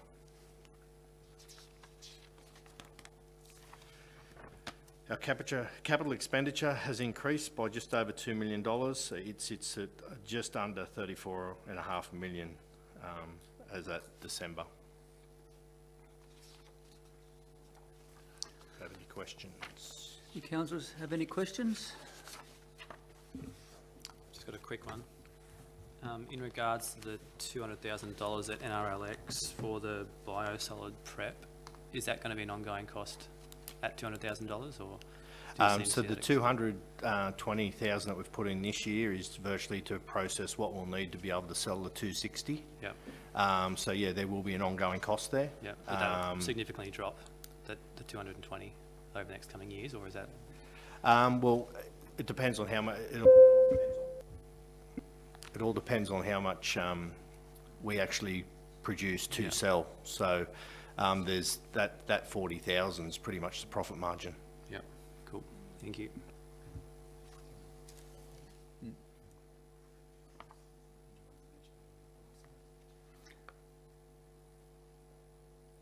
Any other questions? I'll move that recommendation. If I can get a seconder, please, on page 51. Second. Councillor Simpson. Councillors, I might just, on the Councillor Cornish touched on the biosolids, I might get the General Managers to make a comment on that because over the years they have been a concern to us. How do we dispose of that? They were going into our effluent tanks, but... Yeah. So part of this is dealing with, I suppose, a legacy issue where we had a section of the NRLX site which had a lot of the biosolids out of either the effluent ponds or from the yards under the old design, where a lot more runoff ended up in the effluent ponds. So we've needed to deal with that issue. It's taken quite some time to work through approvals processes, both with EPA, Department of Primary Industries and also RVC, because there are the risks of the tropical soda apple weed. So there's a specific process that needs to have been gone through. So what we've been able to achieve is an outcome where, yes, it costs us to get this processed, but there is a return. And so actually over this period we'll be making money from this process. And we're also looking at investigating how this is an ongoing issue for us because we've obviously got soft law now that we will have a product that needs to be dealt with. But we also need to deal with our food organics. Currently we have to transport that to a facility on the Gold Coast for processing. So we have recently done a piece of work around opportunities for the food organics, biosolids, and we're also having discussions with other businesses and industry, including the Casino Food Co-op, around how we can deal with biosolids better, other options for producing energy from that. So we'll be bringing a report to you at an information session just to give you an update on some of the options we've got. There's obviously potential investment required to establish a processing facility, but at the end of the day we're going to have to make a decision about whether we want to deal with these products in our local area as opposed to transporting it north of the border for it to be dealt with up there. So we'll get some info to you over the next couple of info sessions. Any other speakers or questions? Councillor Hayes? Depreciation, how are we travelling? Sorry? Depreciation, how's this all affect our latest? Depreciation, how are we going with Depreciation, how are we going with? Up, down, in between? Too much? It's high. The short answer. We haven't got a revaluation actually this year as part of our financial statements, so we'll do our normal indexing. So hopefully it won't have too big of a jump into next financial year. But yeah, whenever we go through a revaluation process, you know, and we build new assets, I suppose it adds to the depreciation. Renewal, not so much. But when we build new assets, it adds to it. There's no real way around it. So we're on track. Obviously, we've set our depreciation for the year, and we post that on a monthly basis. So yeah, there's been no massive jumps or anything like that, Councillor Hayes. But yeah, depreciation is one of our biggest expenses. So what we can do to get it down through our revaluation process is we always have good, robust conversations with our auditors to try and you know, push our depreciation limits to as far as we can. Other questions, speakers? I'll put that motion in. Those in favour? Carried, unanimous. Page 57, 15.2, Councillor Simpson. I'll move the recommendation. Seconder? Second. Councillor Humphreys, seconder. Councillor Simpson, the move. Just, it's probably more of a comment than anything else, but you know, just looking at the weighted average rate of return on investments in January was 0.02%. I certainly understand that we have to take a long-term view of these things, that they do jump around, but that seems exceedingly low to me, given we could probably have everything in a term deposit, which are offering terrible returns, and still do better than that. Yeah, you're right. It was a really low month. From memory, the medium-term growth fund had a negative return in that month, which obviously it is a longer term. We are currently waiting on advice from Laminar Financial, our investment advisors, regarding T Corp's longer-term investment fund. Again, it'll be obviously even a longer-term investment, and it's how much we want to tie up over the longer term. That's all taken into account with our long-term financial planning, but we are looking at more. We've got actually more money sitting in our bank accounts than we would normally have at this point in time, because we are waiting on, we're actually due to get that advice from Laminar any time soon, so we are waiting on that to arrive so we can actually make some decisions on if we can put our money into something that's going to give us a better return in the long run. But yeah, that December period was a bad month for us because of I'm pretty sure it was the medium term one had a negative return, which pretty much because everything's getting such a small return, you only got to have one investment, where we've got a sizable amount invested. One of them go negative, and it takes away all your profit that you've made in all your other investments.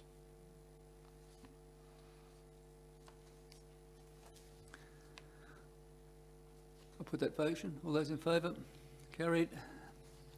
Next one is 16.2 on page 64.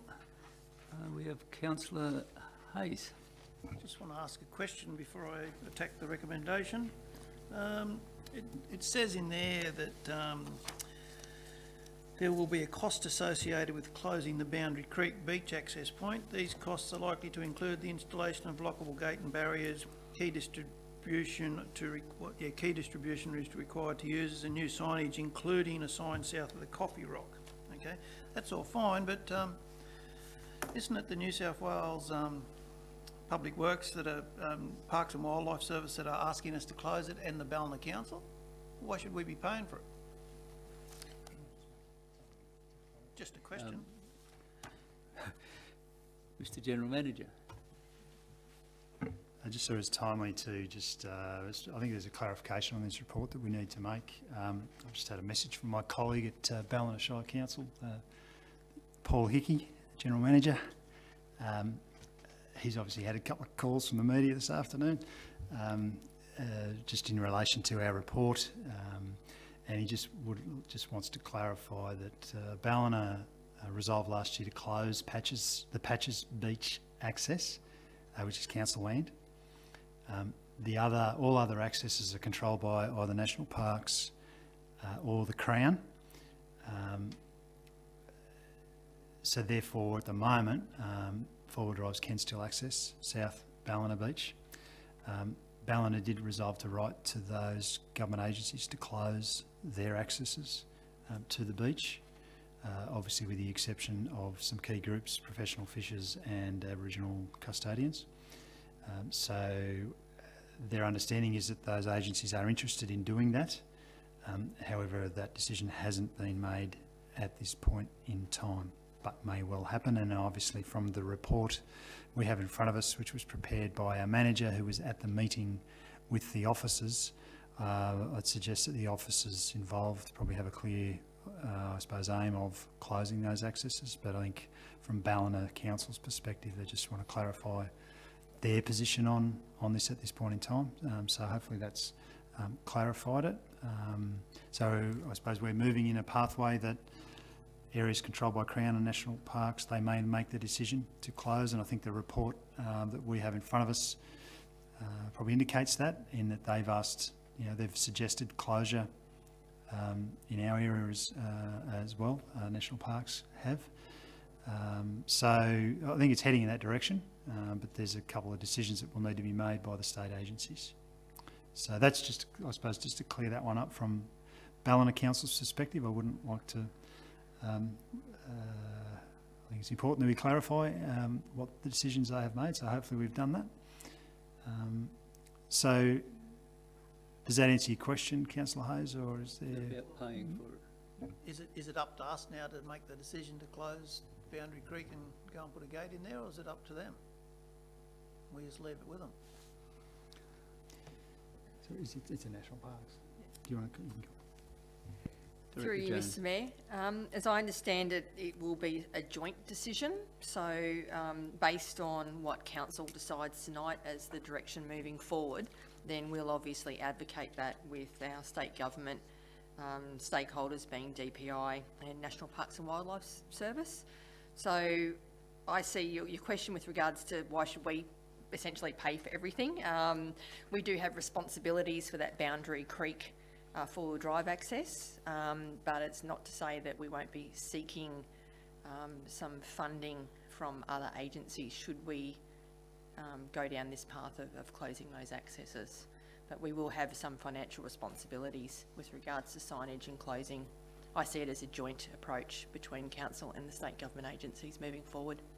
And those negotiations will be taking place about financing with the agency? Yes, that's certainly what we intend to do. We don't Thank want to be forking out for the whole program. Yep, okay. Okay, look, I want to move the recommendation as written, but I want to add another dot point, and it should come in at number 2. So 1 is as written, commences closure of the Boundary Creek access point and restricts driving on Air Force Beach and Broadwater beaches to a point south of the Coffee Rocks, approximately 100 metres. This process to involve liaison with the DPI, New South Wales Public Work, Parks and Wildlife Service, Indigenous groups, emergency services and commercial fishers. And then at 2, sets the speed limit on the beach at 20 kilometres an hour everywhere.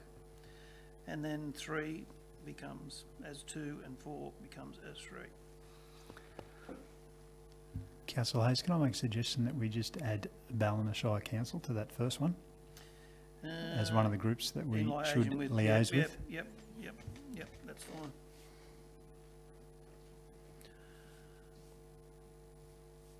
If I can get a second. Before I take that motion, can I just ask a question about the speed limit, please? Is there any problems with that legally wise with the police, or no? We can make the speed limit? Not that I'm aware of, but I would need to double check that, who has the authority for the speed limits. All right, that's fine. If it comes back, then we'll have to... Does that go to traffic committee? I don't know. It Anyway. may have to go to traffic committee. Yeah. I will double check. Yeah. So we can resolve that, and if there's any problems, the report will come back to council. Is that okay? So we've got a mover. Can I get a seconder, please? I'll second Councillor that. Humphries? Councillor Hayes, you'd like to speak to it? I think the speed limit there, as though it's 15 and 30, it just chops and changes. Now we've shortened the drive, it's just going to be easier to police and for everyone to know what they're doing if they can drive up there at 20 kilometres an hour. And I think it'll go a long way to stopping the hoon work up in the sand dunes and along the beach and everything, because they can't get enough speed up. They'll still do it, but at least they can get booked for, you know, going over 20 kilometres an hour. It'll slow them all down. Okay. That's my interpretation. Yep. Thank you. Any other speakers? Councillor Lyon? Yeah. I think we're getting closer and closer to a decision that eventually we will have to shut the beach. And I think it's time that we actually did look at closing the beach. As part of our Environment Charter, quote, Richmond Valley Council is committed to looking to the long-term care of the environment, end quote. We seem to be more content to bend to the need of the four-wheel drivers and to the dollars that they possibly are bringing to our coastal villages. At the same time, we're allowing them to continue to negatively impact on our beaches, our sand dunes and the breeding grounds for many of our species, including the pied oyster, which is under threat, and various different crab species, along with many other marine creatures. Our efforts so far seem to have been limited at stopping the hoons and also the destruction of the coffee rocks. I find this totally unacceptable, and I've seen this happening on many occasions. If people want to drive on our beaches, then I think we should be looking at bringing in a permit. At the very least, council and the police, who we seem to be relying on to help maintain the situation as it is now, would then have a record, and if drivers were seen doing the wrong thing, it would give council and the police possibly more strength in applying fines for all offenders. We've discussed this issue many, many times, and I feel the time has actually come to make a firm decision. I think we need to start protecting our beach. We all know and appreciate that we live in an absolutely beautiful, clean coastal region. We can enjoy our beaches away from crowds. So I think it's time that we start to look after and ensuring that the beaches stay as a beautiful, thriving, environmentally sound environment, naturally there for everyone, including the people and our wildlife. That's there to be enjoyed for many, many more generations, not just for us now. Surely it can't be that hard to say no. Can we join in with Ballina and look at stopping the four-wheel drives and the dirt bikes? I'm aware we need to be to ensure that the elderly and the disabled can access the beach. We've got the fishermen that need to be able to do it and stuff, so we would have to work in consultation with them. Maybe we can look at a sticker so that the locals want to drive down and do their fishing and that. It's easy to spot, and then the cars that don't have the stickers, well, then we can look at increasing the fines. Looking into QR coding, that seems to be something that's popping up more and more frequently. It seems to be fairly easy to install and fairly economically from a little bit of my knowledge that I have. So maybe that's something we could look at, where we don't actually have to have we could have signage and have the Q code, so when people go on the beach, they just do that. Everyone carries a phone. We all seem to be getting into that habit of using those sorts of things. So is there a chance that we can look at that? But yeah, personally, I think we need to commit and preserve our beaches, so I will be voting against the recommendation today. Speaker 4, Councillor Simpson. Yes, Mr Mayor, and thank you, Councillor Lyons, for your speech. Look, I absolutely do not agree with shutting the beach. I do agree with some of the sentiments that you're going along with, and I think that this is a compromise that can work. What we don't want, agreed, are hoons doing the wrong thing, destructing the dunes, destructing the coffee rock, and putting our wildlife in danger. But what we don't want to stop are families and people that are doing the right thing, going up the beach, fishing, enjoying nature, and taking pride, taking their rubbish with them and doing all the right things. I think this particular motion helps with that by stopping the coffee rock, by stopping prior to the coffee rock. That enables, it stops people travelling on the coffee rock. I think that will also help stop many of the people that are there to four-wheel drive as opposed to enjoy the use of the beach, because that takes that away.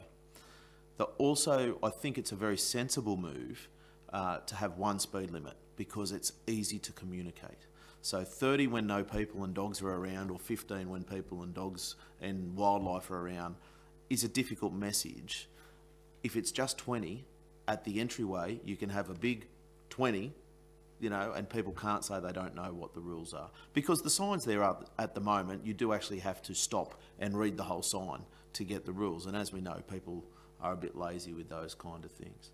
So I don't support closing the beach. I do support this motion because I think it does, it is a sensible compromise to allow people to go and use the beach, to do the right thing, and to discourage those that are there to do the wrong thing, and make it easier for people to know the rules and for our regulatory authorities to police.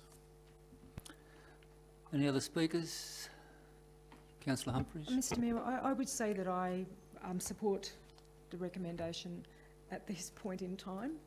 I do have concerns as raised by Councillor Lyons, but I absolutely agree with everything that you said as well. So at this point in time, I'm open to just keeping, you know, preventing more damage, preventing more hooning, and allowing the locals to live the life that they've lived. Most of them probably lived there all their lives. Others have moved there to live that kind of a life, so that lifestyle. So I'm still supporting that at this point in time. Other speakers? Look, sorry. Sorry, Mr Mayor. As much as I'm voting against this, I still want to see that compromise that allows the locals to be able to access the beach. The last thing I want is to stop them being able to use it. It's more keeping it safer for everyone. So, yeah, but yeah, everyone's comments are so valid, it's just amazing. Thank you. Councillors, just a couple of comments I've scribbled down, and we all know this item's before us due to the bad behaviour by a minority of beach four-wheel drive users. It's required this action to be taken, and a lot of it's come about by other beach users. They've had enough of it too.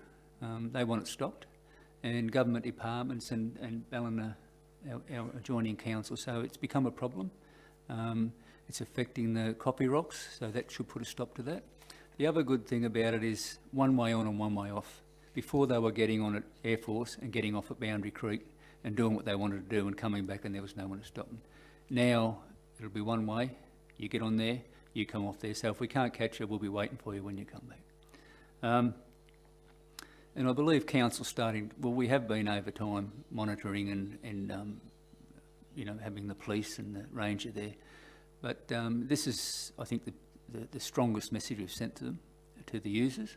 And I think a lot of the users who enjoy the beach and do the right thing, I think they need to start reporting, and even if it's a photo, and just send it to council, because we all know if it keeps continuing down the end of the road, it'll be closed.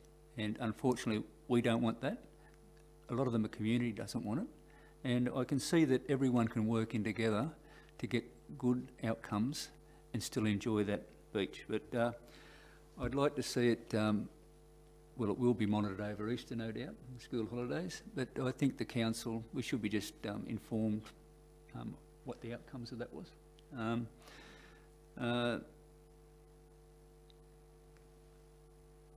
And also we talk about education and you know, trying to encourage them to do the right thing. I'm a bit over that now. That's been going on for 2 years, education. If four-wheel drivers users don't know what good practices are, it's been well publicised. We don't want them on our beach. So, you know, maybe, I don't know if we could, but if they get fined a few times, is there any way of legally banning them from using that beach? I think that's something we need to look at in the future. You know, you've been snipped 3 or 4 times, not going to happen anymore. So, but that's some different thoughts of mine. Any other speakers? Councillor Hayes. Just to close, just like to thank all the councillors for their sentiments on the issue, and I think that this recommendation goes a long way to putting the fate of the beach, whether it ends up closed in the future or not, back in the community's hands. And let's just see what they do with it. Thank you. I'll put that motion in. All those in favour? Carried. Against? Against it? Okay, against. One against. Councillor Lyon. You can put your hand up when you're against.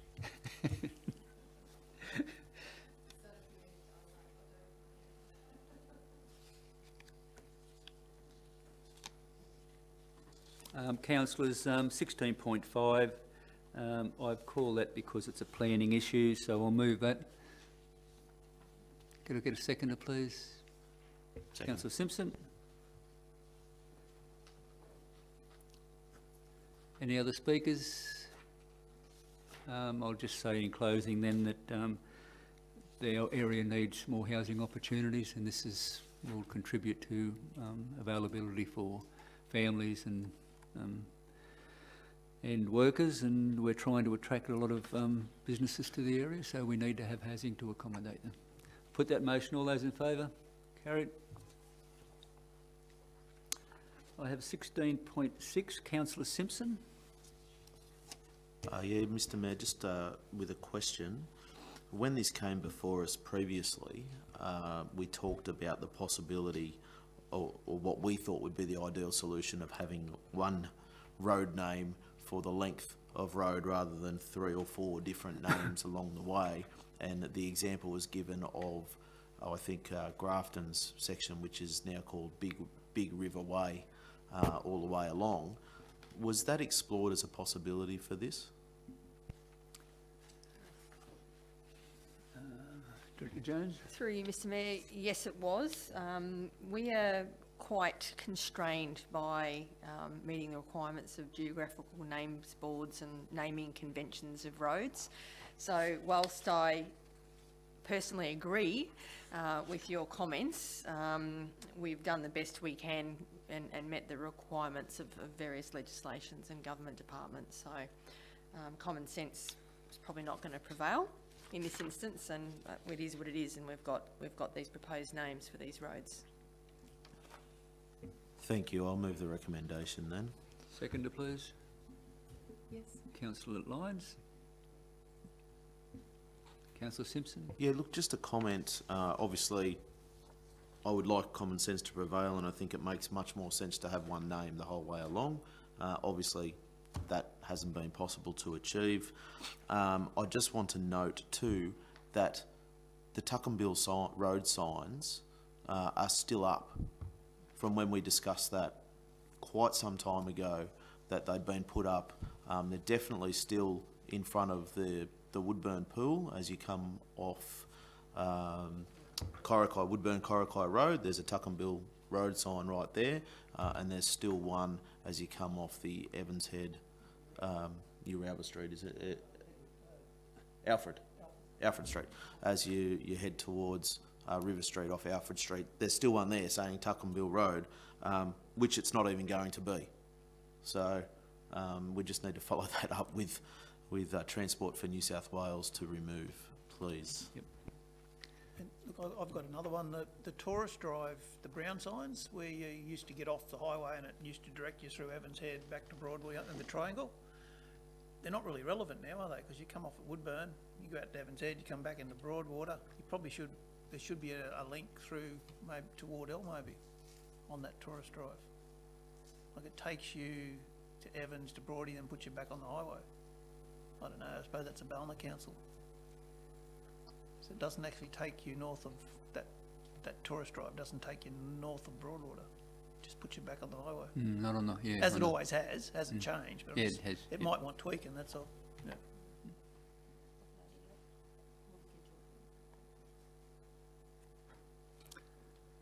Anyone else? Councillor Simpson? Put that motion in. All those in favour? Unanimous? Carried. We now go to page 93. Item 17, matters for information. Could I get a mover, please? Yeah, move. Councillor Hayes, seconder. Councillor Humphreys? Councillor Hayes? I've got a question on 17.1, the Northern Rivers Livestock Exchange. I seen in the media, again, what's the media, that Grafton have just got $1 million grant for their sale yards down there. Are they planning some major upgrades, and will it affect how we operate up here? General Manager? I spotted that, and if they only got $1 million, they won't be upgrading much. I haven't checked with Brad exactly what the million's likely to go towards, but I'm sure he will have had a look at that, so I can ask that question. We only got 7 and spent 14, so. We got 10.5. Yeah, $1 million. Yeah, I'm not sure exactly what that's going towards. I can find out and let you know, but it won't go too far. The only cattle that would go from there that would affect us would be out around the Whipperee area, but I can't see it affecting our numbers much. I think the weather conditions and droughts and prices would affect it more than $1 million going to Grafton. I mean, the great news for us, so last week we had 3 sales. We had the usual Wednesday sale, and then Ray White had a 2-day sale. This week we've got 3 sales. So Meatworks sale tomorrow, and then on Thursday, Yugelbar are having their annual sale at the NRLX. First time they've done that. Often they have it down on their property. So big day for us to have them in town. I think some of the Meyer family might be coming along, which would be great to have them in casino. And then on Friday we've got another store sale. So I was out just briefly, caught up with the team out there today. A couple of changes in that team, but you know, they're a really positive group and getting on with the job, but very busy. So good, yeah, it's a good period out there. Councillor Simpson? Look, yeah, just a comment of, you know, and we suspected that this would be the case, but it's also through the good management of the manager out there and whatnot. But how good is it to see the NRLX lift from 7th position in New South Wales to 4th position in throughput, and I suspect for the first time into the top 10 of the country. Our throughput increased by 32.1% against the average for New South Wales being down 8.2%. So that's a 40-odd% difference, again, with us versus the rest of New South Wales. So I just wanted to comment on how good that is to see. They are very exceptional figures, and I agree, and it's outstanding and good to see. But if they go down next year, and they may, because as we know, if you look at the history, they just fluctuate up and down. A lot of the numbers have been from the fires and the drought, because there was no feed for the cattle, so a lot of them unloaded those. So some will be restocking, but the numbers are staying up simply because of the price of the cattle. They've never been to that level before. So if you have cattle now, instead of keeping a lot of them keeping the heifers for breeders, they're selling them because they're worth a packet full of money. You know, it's nothing to get. Usually you'd get $1,500 for a cow and calf. Now they're getting double that. You know, so the numbers are up. Things will settle down, but there's no doubt that while that's happening, the staff are taking advantage of it and providing a very good service to the rural industry. So very well done. Just some information to hand. The Grafton upgrade is around removal of existing ramp and installation of a double-deck unloading ramp, modification to pens, gates, laneways, a new 6-way air draft. What else? I just lost it. Upgrades to scanners. Yeah, and so I think predominantly, you know, improvements as opposed to a whole new show, which is pretty much what ours is. Thank you. Any other items in matters for information as councillors have? Thought I had another one. Over on page 108, 109, sorry, you might notice that I had a reply from the letter we wrote on behalf of Council to Councillor Linda Scott. I also received a phone call from her and had a good chat, and spoke to the items that were in there. So, yeah, she did say that under the first time they've done a Zoom conference, there was challenges, and I understand that because it's never happened before, and a lot of the motions didn't get through. And she did say there were lessons to be learnt by that if they have to go down that path next year. So I thought it was polite of her to call me, and we had a good talk.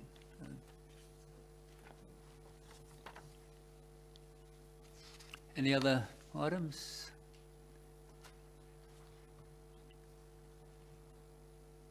No? Okay, I'll put that motion then. All those in favour?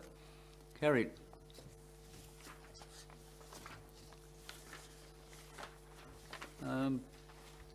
So we're on to the 18s, is that correct?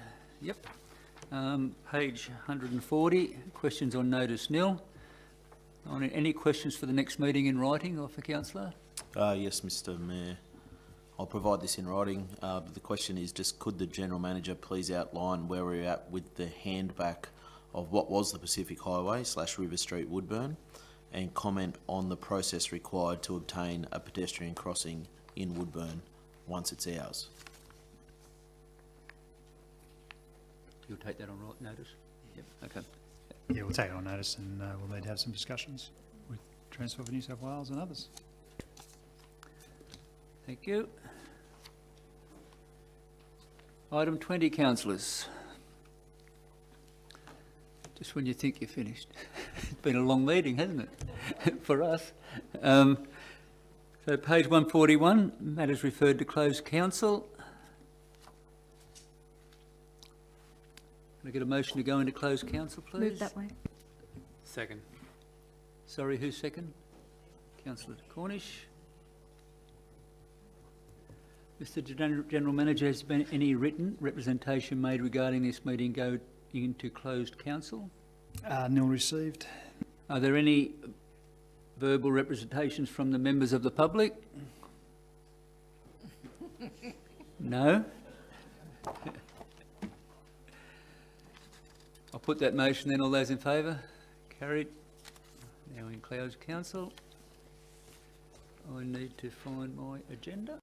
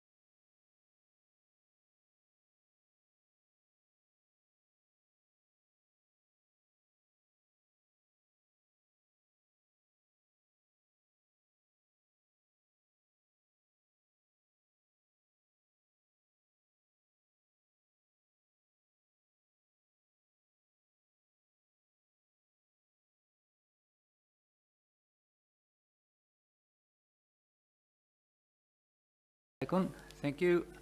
Mr General Manager, could you read the resolutions of closed council, please?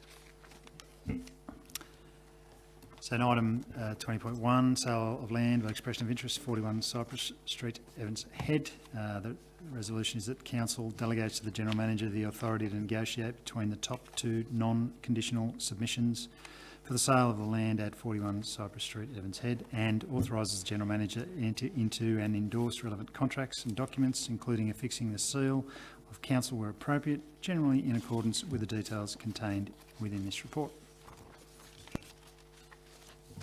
With regards to item 20.2, tender electricity reserve auction, contestable sites and street lighting unmetered, the resolution reads that council receives and notes tender RA 351920 RVC, electricity reverse auction, contestable sites and street lighting unmetered, and the contractual arrangements for 36 months entered into with Origin Energy for both contracts.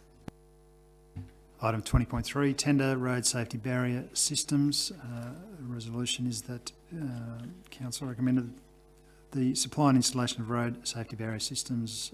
Council appoints the following tenders to a panel of suppliers for the period 1 April 2021 to 31 March 2024, those being A1 Highways Proprietary Limited, AJ and LJ Irwin, trading as Irwin Fencing PL, Guardrail Systems PL, GRI Road Services PL, and Schramm Group PL. And the second item, for the supply only of road safety barrier components, council appoints the following tenders to a panel of suppliers for the period 1 April 2021 to 31 March 2024, being A1 Highways PL, Ingle Civil Products PL, Schramm Group PL. In the third point, a provision is allowed for a further 12 months extension to this contract based on the satisfactory supply performance, which may take this contract through until 31 March 2025. The common seal of council will be affixed to any documentation where required. With regards to item 20.4, tender traffic control services, the recommendation reads: 1, the below 5 tenderers that represented best value be appointed as panel suppliers for this contract period, 1 April 2021 to 30 June 2024. Ahoy Traffic Control and Labour Hire Services Proprietary Limited, Atlas Traffic Proprietary Limited, Complete Staff Solutions Proprietary Limited, DOB Enterprises trading as Watch Out Training and Traffic Control, LAC Group Traffic Proprietary Limited. 2, the provision be allowed for a 12-month extension based on satisfactory supplier performance, which may take this contract through to 30 June 2025. And 3, the common seal of council be affixed to any documentation when required.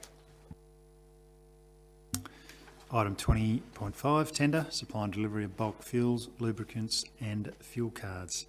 The resolution reads that council that Ampol Australia Petroleum be awarded the contract for the supply of bulk distillate and unleaded petrol to council for the period 1 April 2021 to 31 March 2024. A provision be allowed for the 12-month extension based on satisfactory supply performance, which may take this contract through to 31 March 2025. The common seal of council will be affixed to any documentation where required. With regards to item 20.6, tender environmental monitoring and reporting services, the recommendation reads that 1, council accept the tender from Australian Wetlands Consulting Proprietary Limited, which represents the best value for council at $95,952.60 exclusive of GST over the initial 3-year contract term. 2, an option to extend for a further 1 year be awarded on satisfactory performance and the yearly amount to be increased as per the Consumer Price Index. And 3, the common seal of council be affixed to any documentation where required. Item 20.7, tender construction, Kamara Creek Bridge, Mount Marsh Road. The council awards the tender to Oswide Bridge and Rail Civil PL for the construction of Kamara Creek Bridge, Mount Marsh Road, at the assessed tendered rate of $622,799 inclusive of GST, and authorises the General Manager to enter into and endorse relevant contracts and documents, including affixing the seal of council where appropriate, generally in accordance with the details contained within this report. With regards to item 20.8, interest write-off, the recommendation reads that council accepts the payment of $19,538.20 as a settlement for unpaid rates and water charges, and writes off the interest charges totalling $16,749.27 to form a nil outstanding balance for the property in Woodburn as set out in this report. And for item 20.9, write-off water charges, that council credits the amount of $2,881.20 to the water account of the Evanshead property, the subject of this report, and investigate relocating the meter to the owner's property to reduce the risk of a reoccurrence. Thank you. That closes the meeting. I'd like to thank the councillors, gallery and staff for attending, and thank you for all those out there watching on live stream. Everyone keep safe, please. Thank you.